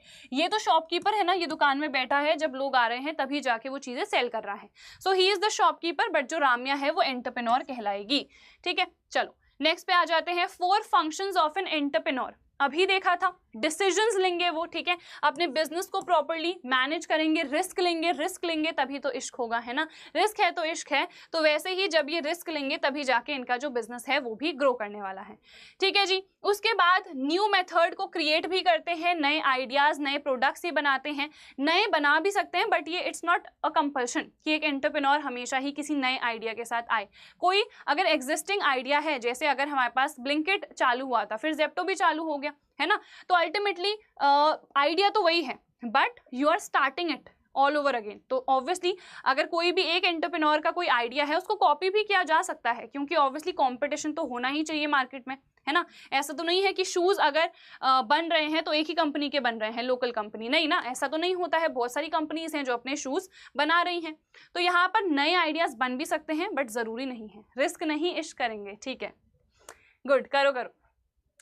राइट फॉर मिसकंसेप्शन, अभी देखो बताया था ना, मिसकंसेप्शन क्या है कि आइडिया जो है यूनिक होना चाहिए, जरूरी नहीं है, ठीक है। दिस इज अ मिसकंसेप्शन, क्योंकि हमें पता है कि एंटरप्रेन्योर एक ऐसा इंसान भी बन सकता है जो किसी पुराने आइडिया को, किसी दूसरे इंसान के आइडिया को यूज कर रहा है, तो आइडिया यूनिक होना जरूरी नहीं होता है, ठीक है। एक इंसान को बहुत सारे मनी की जरूरत नहीं होती है, क्योंकि फंडिंग भी आप लोगों को मिल जाती है। Person having big business is an entrepreneur, जिसका बहुत बड़ा बिजनेस है सिर्फ वही एंटरप्रेन्योर कहलाता है, नहीं। अगर आप अपना कोई छोटा सा स्टार्टअप भी कर रहे हो ना, ठीक है, आपके पास ज्यादा पैसे नहीं है, बहुत बड़ा आपका बिजनेस ग्रो नहीं करा है, तभी भी आप एंटरप्रेन्योर कहलाओगे ही, ठीक है। Entrepreneurs are born not made, ये भी एक मिसकंसेप्शन है, क्योंकि एंटरप्रेन्योर्स आर मेड, ठीक है। जैसे अगर मैं जब छोटी सी थी, किसी को नहीं पता था मैं टीचर बनूंगी, है ना, वैसे ही जो एंटरप्रेन्योर था, जैसे वो पैदा हुआ तो उसके माई बाप ने ये नहीं कह दिया कि सीधे ये तो एंटरप्रेन्योर बनेगा, ऐसा थोड़ी ना था ना। वो पैदा हुआ, उसके बाद जब उसने सोचा कि हाँ यार ये मैं कर सकता हूँ, तब जाके वो एंटरप्रेन्योर बना। सो एंटरप्रेन्योर्स हमेशा they are made not born, ठीक है। ऐसा नहीं है कि वो बस पैदा ही हुए थे तो उन्होंने कहा था अरे मैं तो बिल्कुल जाके एंटरप्रेन्योर ही बनूंगा, ऐसा नहीं था। तो ये मिसकंसेप्शंस हैं, ठीक है।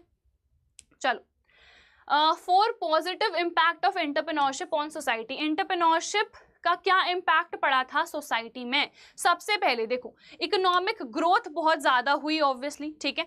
इनोवेशन और एफिशिएंसी बहुत ज़्यादा बढ़ी, बहुत सारी एम्प्लॉयमेंट अपॉर्चुनिटीज़ मिली, क्योंकि कोई भी अगर अपना नया स्टार्टअप कर रहा है, उनको बहुत सारे लोग चाहिए। अगर मैं मान लो अपनी कोई कंपनी स्टार्ट कर देती हूँ, मुझे लोग चाहिए, सेल्स के लिए लोग चाहिए, मुझे कॉन्टेंट बनाने के लिए लोग चाहिए, तो एम्प्लॉयमेंट अपॉर्चुनिटीज़ भी ज़्यादा बढ़ेंगी, ठीक है। जो प्रॉब्लम है सोसाइटी की वो सॉल्व करते हैं। जैसे मान लो मुझे ना बहुत दिक्कत है, मैं चल नहीं पा रही हूँ, हूँ, मैं घर पे ही बैठी हूँ, मैं चाहती हूँ कि ग्रोसरी डिलीवर हो जाए। तो आजकल ये सब पॉसिबल है। तो ये कब हुआ? जब एंटरप्रेन्योर्स ने अपने ऐसे आइडिया स्टार्ट करे, तभी जाके तो ये पॉसिबल हुआ। ठीक है, उसके बाद these encourage the welfare of the society, society का जो वेलफेयर है उसको एनकरेज करा एंटरप्रेन्योरशिप ने। ठीक है, चलो next question, disadvantages of entrepreneurship. देखो डिसएडवांटेज है क्योंकि कोई फिक्स्ड इनकम तो है नहीं, हम लॉस में भी जा सकते हैं, हमें प्रॉफिट भी हो सकता है, लॉस भी हो सकता है, तो वो हमें झेलना पड़ेगा, रिस्क वहां पर लेना पड़ेगा। ठीक है, उसके बाद स्टार्टिंग में फाइनेंस हम कैसे जनरेट करें, क्योंकि हम तो बिल्कुल मार्केट में नए हैं, कोई हमें फंडिंग क्यों देगा, तो वो फंड लेने की दिक्कत आती है। ठीक है, there is a problem of generating finance in the beginning of the career के स्टार्ट में, क्योंकि हम जस्ट एक नई कंपनी स्टार्ट कर रहे हैं तो कोई हम पे ट्रस्ट नहीं करता है, तो मुझे फंडिंग कैसे मिलेगी, ये हमारे पास एक डिफिकल्टी होती है। ठीक है, that is basically a disadvantage also. How entrepreneurs help in growing the area and society. अभी हमने देखा था एंटरप्रेन्योर जो है वो हेल्प करते हैं बिकॉज एक तो जो लोग हैं उनकी जो भी प्रॉब्लम्स हैं उनको ये सॉल्व कर रहे हैं। ठीक है, ये अपने बिजनेस रन करते हैं, तो हमें पता है मार्केट में ऐसे लोग भी हैं जो कि प्रोडक्ट्स भी बाय करते हैं, प्रोडक्ट्स भी खरीदते हैं और सर्विसेज भी ये लोग खरीदते हैं। ठीक है, जैसे मैं हूँ, अगर मुझे कोई कपड़ा चाहिए या मुझे कोई सर्विस चाहिए है तो वो हम बाय कर सकते हैं, है ना। तो ऐसे लोग भी हैं और ऐसे लोग भी हैं जो सेल कर रहे हैं, तो बेसिकली कॉम्पिटिशन भी बढ़ रहा है। तो जो हमारे पास बायर्स हैं, जैसे मैं हूँ, मैं डिसाइड करूंगी कि मुझे जेप्टो से कुछ चीज़ लेनी है, ब्लिंकिट से लेनी है, तो जहां भी मुझे सस्ता मिलेगा मैं ऑब्वियसली वहीं से लूंगी, है ना। तो यहाँ पर क्या होता है, जो अल्टीमेटली बायर है उसके लिए भी बेनिफिट होता है। ठीक है, तो it is helpful for everybody, क्योंकि जो भी हमारे पास कंपनी है वो रेवेन्यू जनरेट कर रही है। ठीक है, वो रेवेन्यू जनरेट कर रही है, एंड ऑल्सो जो बायर है उसके लिए भी अच्छा है because there is competition, so that person can decide कि उसको कहाँ से शॉपिंग करनी है। ठीक है, या कहाँ से कोई भी सर्विस को खरीदना है। तो इस तरीके से आप कर सकते हो। बहुत सिंपल चीजें हैं, बेसिक, जो हम रियल लाइफ में भी देखते हैं। अब नेक्स्ट यूनिट पे हम आ जाते हैं, नेटवर्किंग के कुछ बेसिक चीजें हम देख लेते हैं जो कि पूछ लिए जाते हैं। उससे पहले यार सभी लोगों को सेशन को लाइक जरूर करना है। आप लोगों ने अभी तक 1000 लाइक्स नहीं करवाए हैं। जल्दी से सभी बच्चे जितने भी सेशन में जुड़े हैं, जल्दी से सभी लोग सेशन को लाइक करो। कितने क्वेश्चंस बचे हैं यार, एक बार देख लेते हैं। 40th स्लाइड पर अभी हम हैं और टोटल 59 स्लाइड्स है, तो बहुत ही कम है। देखो सिर्फ 19 स्लाइड्स हमारे पास बची हैं, जल्दी जल्दी कंप्लीट कर लेते हैं। उससे पहले सभी लोग सेशन को लाइक कर दो जल्दी से। चलो देखो, डिफाइन नेटवर्किंग। कंप्यूटर नेटवर्किंग का मतलब क्या है कि it is basically the collection of the computers को कलेक्ट करा जा रहा है एंड उनमें शेयरिंग हो सकती है। They are sharing the same network. जैसे वाईफाई अगर लगा है तो सारे कंप्यूटर्स वो सेम ही नेटवर्क को क्या कर रहे हैं, सेम वाईफाई नेटवर्क से ही वो कनेक्टेड है ना। तो it's basically a collection of computers that allow sharing of resources and information. जैसे नेटवर्किंग की अगर बात करें, ठीक है, अगर मैं इंस्टाग्राम पे हूँ, आप भी इंस्टाग्राम पे हो, है ना, तो आप मेरी इन्फॉर्मेशन देख सकते हो ना, जो भी हमने पब्लिक कर रखी है, मेरी फोटोज देख सकते हो, वीडियोस देख सकते हो। तो we are basically sharing the resources, we are sharing the information. अगर मुझे कोई भी इन्फॉर्मेशन आप तक पहुंचानी है, जैसे क्लास भी आप ले रहे हो, तो ये भी नेटवर्किंग की वजह से ही है ना। इवन अगर मुझे कुछ शेयर करना है, कोई न्यूज़ की बच्चों आज ये वाला सेशन है, तो वो मैं आप लोगों से कहूंगी तो वो शेयर हो जाएगा हमारे पास। ठीक है, तो जो इन्फॉर्मेशन रिसोर्सेज हैं वो शेयर हो सकते हैं, किसकी वजह से, नेटवर्किंग की ही वजह से। Right any 3 advantages of networking. क्या एडवांटेज होगा, इजिली आप डेटा को शेयर कर सकते हो, अपने फाइल्स को ट्रांसफर कर सकते हो, है ना। कोई भी इन्फॉर्मेशन है आप उसको भी ट्रांसफर कर सकते हो, उसको भी शेयर कर सकते हो, हार्डवेयर की भी शेयरिंग कर सकते हो और इंटरनेट एक्सेस की भी आप शेयरिंग कर सकते हो। जैसे सेम वाईफाई नेटवर्क है, उसी से सब लोग कनेक्टेड हैं, है ना, तो हम नेटवर्क भी क्या कर रहे हैं, इंटरनेट भी क्या कर रहे हैं, शेयर कर रहे हैं। हॉटस्पॉट है, सभी लोग को पता है, मेरे फोन का नेट कोई दूसरा भी यूज कर सकता है, हॉटस्पॉट में दे सकती हूँ। तो ये सब है, ठीक है, सिंपल है। Explain the term packet with reference to data transfer. देखो जब भी डेटा ट्रांसफर होता है ना, तो वो सीधे एक साथ नहीं हो जाता है, छोटे छोटे यूनिट्स के फॉर्म में होता है। उन छोटे छोटे यूनिट्स को ही हम पैकेट्स बोलते हैं। Data transfer over the network is divided into small segments. जो डेटा ट्रांसफर हो रहा है छोटे छोटे सेगमेंट्स में, छोटे छोटे सेक्शंस में डिवाइडेड है, इन्हीं को हम पैकेट्स कहते हैं।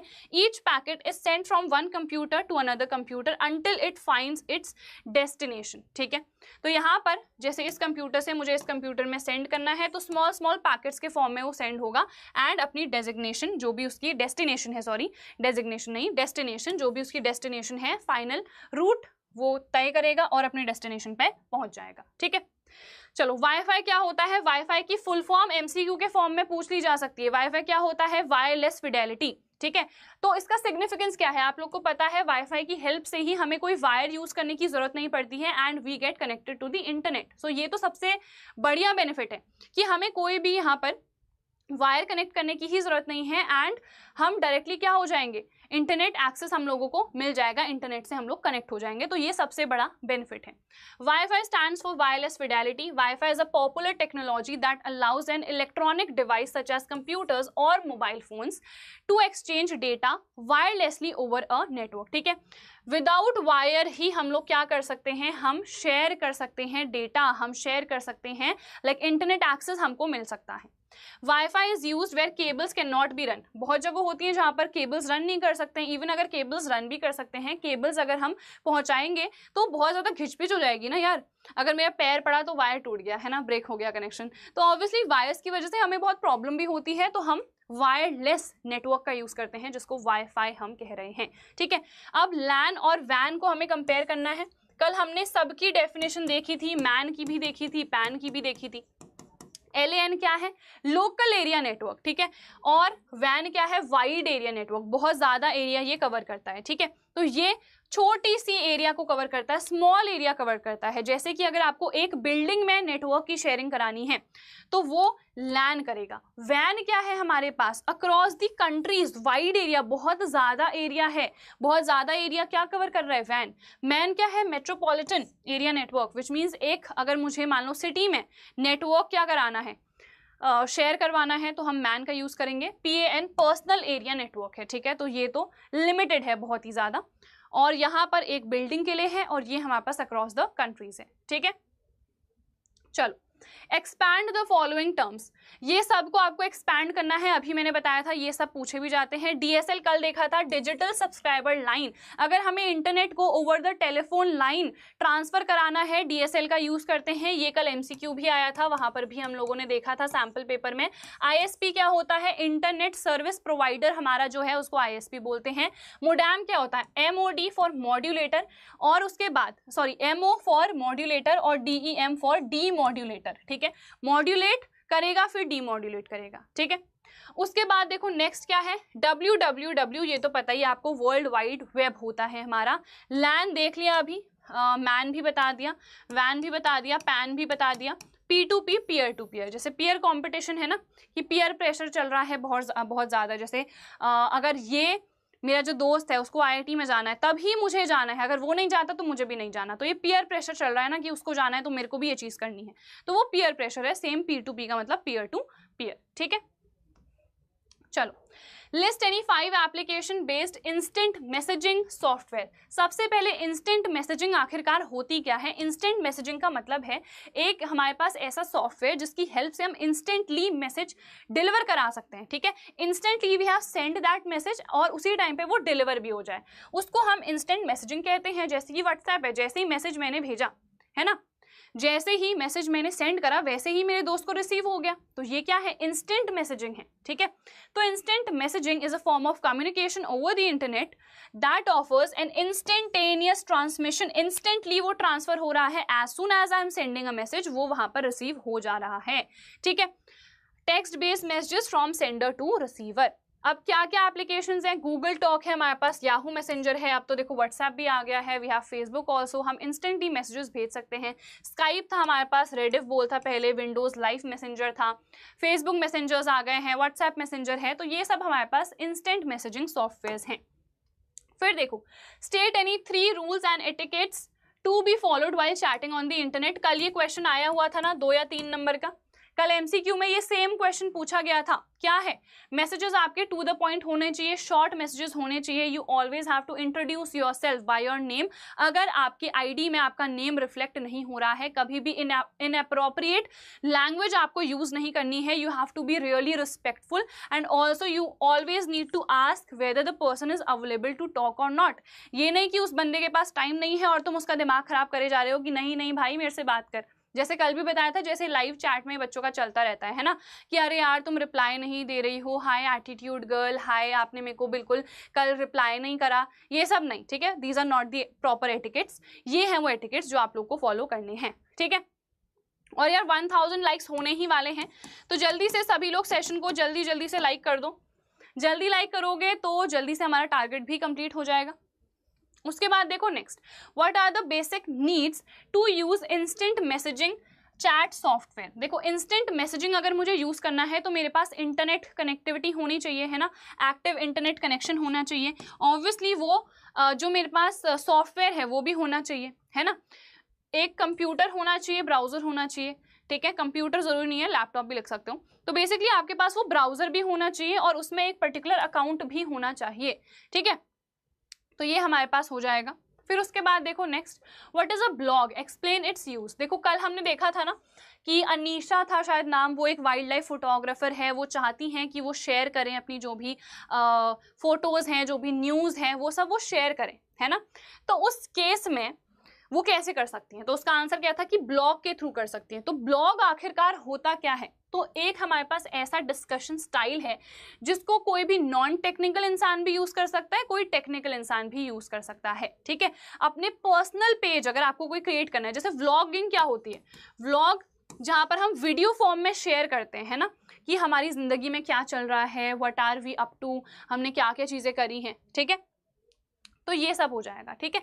But blog is different, vlog video format में है। ब्लॉग जो है हमारे पास, ब्लॉग के केस में हम पर्सनल वेब पेजेस बना रहे हैं, ठीक है। ये हमारे पास वेब पेज है, वेब पेजेस हम बना रहे हैं हमारे पर्सनल डायरी के ही बिल्कुल जैसा है, बहुत ही सिंपल होता है यूज करना, कुछ डिफिकल्ट नहीं है यहाँ पे, ठीक है। हम यहाँ पर मैसेजेस कन्वे कर सकते हैं अबाउट इवेंट्स, कोई भी अगर मुझे इन्फॉर्मेशन शेयर करनी है, कोई अनाउंसमेंट मुझे बनानी है, तो उस केस में हम ब्लॉग का यूज कर सकते हैं। मैम IT का मार्क्स रिप्लेस है क्या, रिप्लेस मतलब किसी मेन सब्जेक्ट को रिप्लेस कर सकता है या नहीं, तो बिल्कुल कर सकता है, बस वो मेन सब्जेक्ट इंग्लिश नहीं होना चाहिए, इंग्लिश कंपलसरी होता है।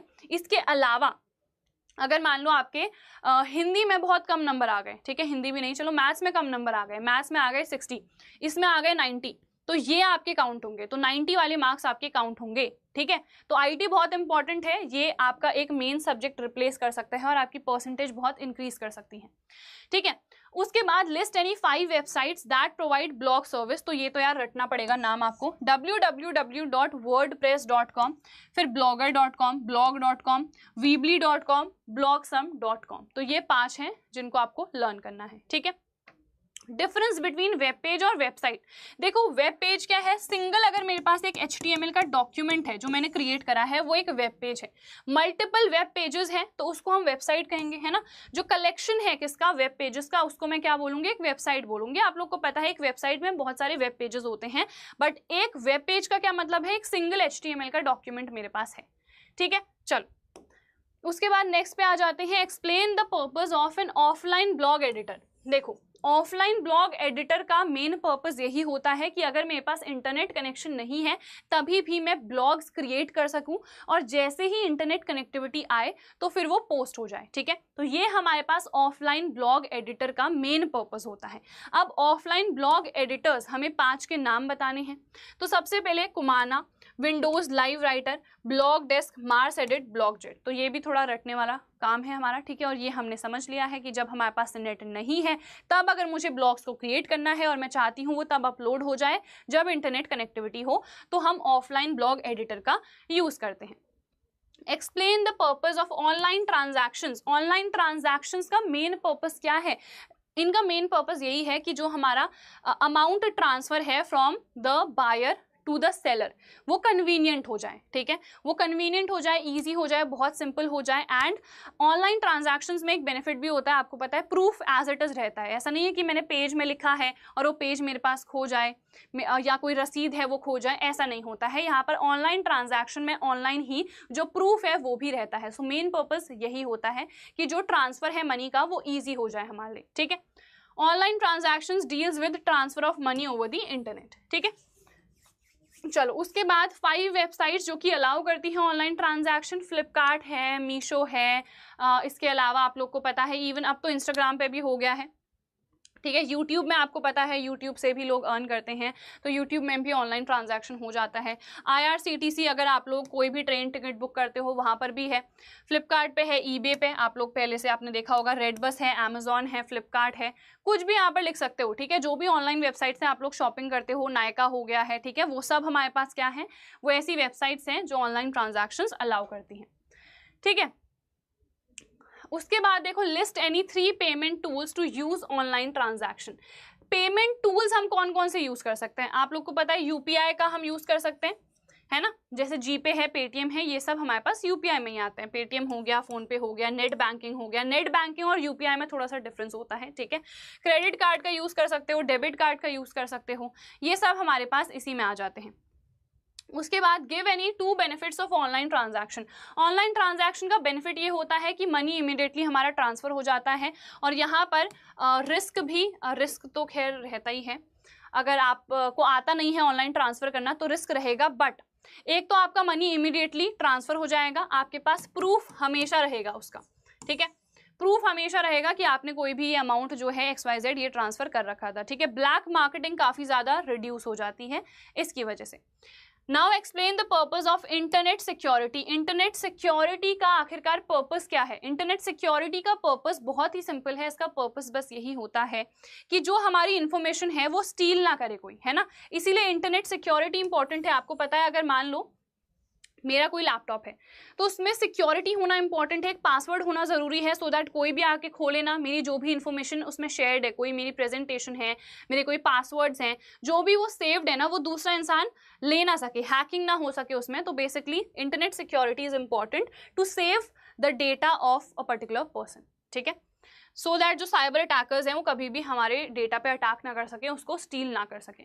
Explain different kinds of online threats. ये कल हमने देखा था, फिशिंग है, ठीक है, ईमेल स्पूफिंग है, चैट स्पूफिंग है, और भी मैंने बहुत सारे बताए थे। मैलवेयर था, ये बताया था, ठीक है, जो हमारे वायरसेस हैं वो अटैक कर देते हैं। फिशिंग का मतलब कि हमारे पास जो डेटा है हमारा, that is basically being stealth, हमें ट्रिक करके, उसको हम फिशिंग कहते हैं। फिर हमने यहाँ पर सोशल इंजीनियरिंग भी बताया था मैंने, जैसे बहुत बार कॉल्स आते थे कि अरे यार आपका ना एक ब्लॉक हो गया है अभी अकाउंट, तो OTP आप बता दो, हम सही कर देंगे। उसको हम पासवर्ड अटैक कहते हैं, या सोशल इंजीनियरिंग कहते हैं, या फिर हैकिंग। हैकिंग का है जब हमारा कोई भी इंसान अनऑथराइज्ड तरीके से हमारे इंटरनेट नहीं, हमारे कंप्यूटर को एक्सेस करें, उसको हम हैकिंग बोलते हैं, ठीक है।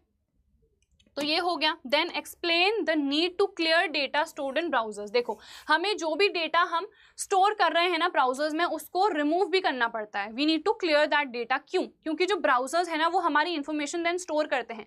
आप लोगों ने बहुत बार देखा होगा, कभी हम नॉर्मल बात भी कर रहे होते हैं ना कि यार आज ना मेरा मन कर रहा है कि साड़ी ले लेती हूँ, ठीक है, तो आपको ना इंस्टाग्राम या कुछ भी आप ऐसा यूज करोगे, आपको वहां पर साड़ी के वो दिखेंगे आपको, लाइक एड्स वगैरह दिखेंगे। तो ऐसा क्यों होता है? बिकॉज हमारी जो इन्फॉर्मेशन है वो कौन ले रहा है? वो इंटरनेट एक्सेस कर पा रहा है। तो जब भी हम कोई वेब ब्राउजर भी यूज करते हैं, मैं वहां पर मान लो कुछ सर्च कर रही हूँ, ठीक है, वहां पर मैंने साड़ी सर्च कर लिया, तो फिर वो मुझे साड़ी दिखाता जाएगा, ठीक है। तो इसीलिए जो डेटा आप स्टोर कर रहे हो वो आपको रिमूव करना पड़ेगा। रिमूव क्यों करना है? बिकॉज अदरवाइज आपके जो भी इंपॉर्टेंट डेटाज हैं, इवन ब्राउजर्स में कई बार हम पासवर्ड सेव करते हैं, तो वो एक्सेस उस ब्राउजर के पास है, तो वो हम क्या कर सकते हैं, हम अगर डेटा क्लियर करेंगे तो फिर इस टाइप का जो एक्सेस है वो ब्राउजर्स को नहीं मिल पाएगा, ठीक है। Browsers often prompt to save usernames and passwords when users attempt to log into website. Browsers can also store data such as जो cookies हैं, जो भी वेबसाइट्स पे हम विजिट कर रहे हैं, वो सारी डेटाज ना ये स्टोर करते हैं, ठीक है। बट हमेशा हमें जब भी हम कोई भी वेब ब्राउजर लीव कर रहे हैं, जो भी डेटा है वो हमें रिमूव करना चाहिए, क्योंकि अगर मान लो मैं किसी दूसरे का कंप्यूटर यूज कर रही हूँ तो उस पर क्या हो जाएगा, कई बार पासवर्ड सेव हो जाते हैं, तो वो फिर लॉग इन कर सकते हैं। तो इसीलिए डेटा क्लियर करना, लॉग आउट करना बहुत ज्यादा इंपॉर्टेंट होता है, ठीक है। चलो उसके बाद नेक्स्ट पे आ जाते हैं हम। Explain any 5 tips to manage strong passwords. बहुत सिंपल है। देखो, सबसे पहले ये MCQ के फॉर्मेट में आ सकता है कि आपका स्ट्रॉन्ग पासवर्ड क्या होगा। तो एक स्ट्रॉन्ग पासवर्ड में आप कैपिटल लेटर्स का, स्मॉल लेटर्स का, साइंस का, न्यूमेरिक वैल्यूज का, इन सब का यूज कर सकते हो, आपका एक स्ट्रॉन्ग पासवर्ड बन जाएगा, ठीक है। Keep the length of the password at least 12 to 14 characters. लंबा पासवर्ड होना चाहिए, छोटा नहीं होना चाहिए, ठीक है। Avoid keeping passwords based on repetition, dictionary words, letter और नंबर सीक्वेंसेस। ऐसा नहीं है कि मेरा नाम अंजलि है तो मैंने बस लिख दिया अंजलि वर्मा पासवर्ड, ऐसा नहीं, ठीक है। आपके जो पासवर्ड्स हैं वो थोड़े डिफिकल्ट होने चाहिए। इंक्लूडिंग नंबर्स भी होने चाहिए, सिंबल्स भी होने चाहिए, ठीक है। कैपिटल लेटर्स भी होने चाहिए और स्मॉल लेटर्स यानी कि लोअर केस लेटर्स भी होने चाहिए। Avoid using the same password for multiple sites. Same password कई बार हम भूल जाते हैं ना, तो हम सेम पासवर्ड यूज करते हैं, आपको अवॉइड करना चाहिए, क्योंकि मान लो किसी को आपका एक पासवर्ड पता चल गया तो सेम पासवर्ड से फिर वो हर जगह आपका एक्सेस कर सकते हैं, तो सेम पासवर्ड आपको यूज नहीं करना है। सिंपल हो गया। Give any 2 electrical safety rules in any organization. ठीक है। इलेक्ट्रिकल सेफ्टी रूल्स क्या होते हैं? सबसे पहले तो जो इलेक्ट्रिकल इक्विपमेंट्स हम यूज कर रहे हैं किसी भी ऑर्गेनाइजेशन में, वो अप्रूव्ड होने चाहिए, ठीक है, by the recognized organization, approved होने चाहिए वो। इसके अलावा जो भी वर्कर्स वहां काम कर रहे हैं उन्हें उन इलेक्ट्रिकल इक्विपमेंट्स को हैंडल करना आना चाहिए। ऐसा नहीं है कि वहां पर कोई तार है, वायर है, वहां पर से इलेक्ट्रिसिटी कंडक्ट हो रही है और वो गीले हाथ से चले गए, ठीक है, पानी के हाथ से चले गए, उसको टच कर रहे हैं तो क्या लगेगा? शॉक लगेगा ना फिर, है ना? तो बस फिर शिक शाक शुक हो जाएगा, फिर ऐसा तो हम चाहते नहीं हैं। तो इसीलिए यहाँ पर क्या करना पड़ता है, उन वर्कर्स को जो इक्विपमेंट्स हैं उनको हैंडल करना प्रॉपरली आना चाहिए, ठीक है। Explain any 2 first aid rules. First aid मतलब अगर मान लो मुझे चोट लग गई है तो हम मेनली क्या करते हैं? सबसे पहले तो हमें काम रहना चाहिए, ठीक है, we should not panic and we should even ask the other person not to panic. उसके बाद keep them warm if they are under shock. अगर शॉक लग गया है मतलब इलेक्ट्रिसिटी की वजह से, तो उनको हमें वार्म रखना चाहिए, ठीक है। बाकी भी फर्स्ट एड्स होते हैं, आपको पता है अगर मुझे कोई चोट लग गई है तो जहाँ पे भी मुझे चोट लगी है उस एरिया को हम क्लीन करेंगे। ये सब बेसिक फर्स्ट एड रूल्स होते हैं, ठीक है। What do you mean by occupational hazards? Occupation मतलब जैसे मेरी जॉब है तो जॉब पे जाके मुझे उस जॉब की वजह से मुझे कुछ इफेक्ट पड़ रहा है तो ऑक्यूपेशनल हैजार्ड है वो, ठीक है। जस्ट एक एग्जांपल, जैसे अगर हम लोग की बात करें, हम लोग का जो काम है वो कंप्लीट लाइटनिंग के अराउंड ही होता है ना, तो आंखें हमारी बहुत ज़्यादा खराब हो जाती है, तो इस जॉब की वजह से मेरी आंखें खराब हो रही हैं तो kind of occupational hazard. Same आप लोग को पता है बहुत सारी इंडस्ट्रीज में बहुत सारे केमिकल्स रिलीज होते हैं, तो वो जो वर्कर्स वहाँ काम कर रहे हैं उनको उसकी वजह से बहुत सारे जेनेटिक डिसऑर्डर्स उनके बच्चों में भी आ जाते हैं या उनको भी बायोलॉजिकल इम्पैक्ट काफ़ी ज़्यादा हो जाता है। इसको हम ऑक्यूपेशनल हैजार्ड बोलेंगे, ठीक है। जैसे न्यूक्लियर, अगर हम रिएक्टर्स की बात करें, न्यूक्लियर रिएक्टर्स के आसपास जो भी वर्क कर रहे हैं, जो भी वर्कर्स हैं, तो उनको बहुत सारी डिफिकल्टी हो जाती है, बहुत दिक्कतें हो जाती है, तो उसको हम ऑक्यूपेशनल हैजार्ड बोलेंगे, ठीक है। कोई भी 3 ऑक्यूपेशनल हैजार्ड के नाम। तो फिजिकल हैजार्ड हमारे पास हो सकते हैं, मान लो मुझे चोट लग गई, ठीक है, मैं काम कर रही थी, मुझे चोट लग गई, तो physical hazard, chemical hazard and biological. Chemical यानी कि जो केमिकल्स आसपास है उनकी वजह से, और बायोलॉजिकल एज इन कि हमारे पास कोई जेनेटिक डिसऑर्डर आ गया है, ठीक है। जेनेटिक मतलब जो आगे हमारी फ्यूचर जनरेशन में ट्रांसफर हो जाएगा, ठीक है। चलो उसके बाद explain the terms accident and emergency. Accident अलग होता है, इमरजेंसी अलग होता है, हैजार्ड अलग होता है, डिजास्टर अलग होता है, ठीक है। एक्सीडेंट का मतलब क्या है? एक्सीडेंट हमारे पास एक ऐसी अनफॉर्चुनेट चीज है, मतलब अनफॉर्चुनेटली हमारे साथ कुछ ऐसा हो गया है जिसकी वजह से हमारे पास हैजार्डस रिजल्ट हमें देखने को मिले हैं। हमें हमें कोई इंजरी हो गई है, अनवांटेड कोई चीज़ हो गई है, मेनली इंजरी ही होती है। जैसे एक्सीडेंट हो गया, मान लो मेरा, तो एक्सीडेंट हो गया मतलब मैं बाइक से नीचे गिर गई और मुझे थोड़ी सी चोट लग गई, तो वो हमारे पास एक्सीडेंट कहलाएगा। इमरजेंसी एक ऐसी सिचुएशन है जो हमने एक्सपेक्ट ही नहीं करी थी, एक अनएक्सपेक्टेड सिचुएशन है जो कि सडनली हो गई and we need to take immediate action, हमें इमीडिएट एक्शन लेना पड़ेगा। उसी को हम क्या बोल रहे हैं? उसी को हम इमरजेंसी बोल रहे हैं, सिंपल है। उसके बाद देखो next, enlist any 4 types of accidents. Accident तो यार कितने टाइप के हो सकते हैं? वर्क प्लेस पे हो सकता है, ठीक है, मैं गिर गई, ठीक है, सीढ़ी में चल रही थी, नीचे को जा रही थी और मैं गिर गई, ठीक है, तो वो क्या हो गया? Accident at work place. Industrial disease, ठीक है, ऑक्यूपेशनल हैजार्ड में आ जाएगा। रोड ट्रैफिक में एक्सीडेंट हो गया, बाइक से कोई जा रहा था गिर गया, या आगे से कोई कार आ गई तो गिर गया, तो वो एक्सीडेंट। क्लिनिकल एक्सीडेंट, उनका ऑपरेशन हो रहा था, डॉक्टर ने खराब कर दी चीजें, है ना, गलत नस काट दी, तो क्या हो गया? Clinical accident. Sports related, ball eye बिल्कुल सीधे आके मुंह पे आ गई तो आंख खराब हो गई, तो ये क्या हो गए? स्पोर्ट्स रिलेटेड एक्सीडेंट हो गए। Give any 3 situations of emergency that require evacuation. बहुत सिंपल है, अर्थक्वेक आ रहा है तो हमें इवैक्यूएट करना पड़ता है, कहीं आग लग गई है तो हमें इवैक्यूएट करना पड़ता है, फ्लड आ रहा है तो उस जगह से इवैक्यूएट करना पड़ेगा, टॉर्नेडो आ रहा है उस जगह से भागना पड़ेगा। तो ये सब क्या है? हमारे पास ऐसी सिचुएशंस हैं जिसमें हमें इमरजेंसी है ना, वो हमें इमीडिएटली क्या करना पड़ेगा? रश करना पड़ेगा, एक्शन लेना पड़ेगा। ये नहीं कि यार भूकंप आ रहा है, आराम से बैठे हैं और कोई एक्शन नहीं ले रहे हैं, ऐसा नहीं, ठीक है। लास्ट क्वेश्चन है, खत्म हो चुका है सेशन, ठीक है, this is the last question. Give any 2 ways to handle accident. Accident को आप कैसे हैंडल कर सकते हो? बहुत सिंपल है। सबसे पहले अलर्ट रहो। ऐसा नहीं है कि यार नीचे हम जा रहे हैं सीढ़ियों में और ध्यान ही नहीं दे रहे हैं, इधर उधर बातों में लगे हैं और नीचे थी एक और सीढ़ी और हम लोगों ने देखा नहीं, हम सीधे फिसले और नीचे चले गए, तो ऑब्वियसली हमें अलर्ट रहना पड़ेगा। इमीडिएटली हमें मेडिकल हेल्प को बुलाना है, फर्स्ट एड उस इंसान को ज़रूर देना है जिसका भी एक्सीडेंट हो गया है, ठीक है। सेफ्टी मेजर्स हमें प्रॉपरली लेने हैं और उससे पहले जो भी ऑर्गेनाइजेशन में टूल्स वगैरह यूज़ हो रहे हैं वो हमारे पास पहले से ही क्या होने चाहिए? चेक्ड होने चाहिए, ठीक है। उसके अलावा every organisation must follow SOP. SOP हमारे पास स्टैंडर्ड ऑपरेटिंग प्रोसीजर होता है कि अगर हमारे पास ये पर्टिकुलर डिवाइस की ये सारे फीचर्स हैं तो ये यूज नहीं किया जाएगा, अगर ऐसा है तो फिर ये यूज करा जाएगा।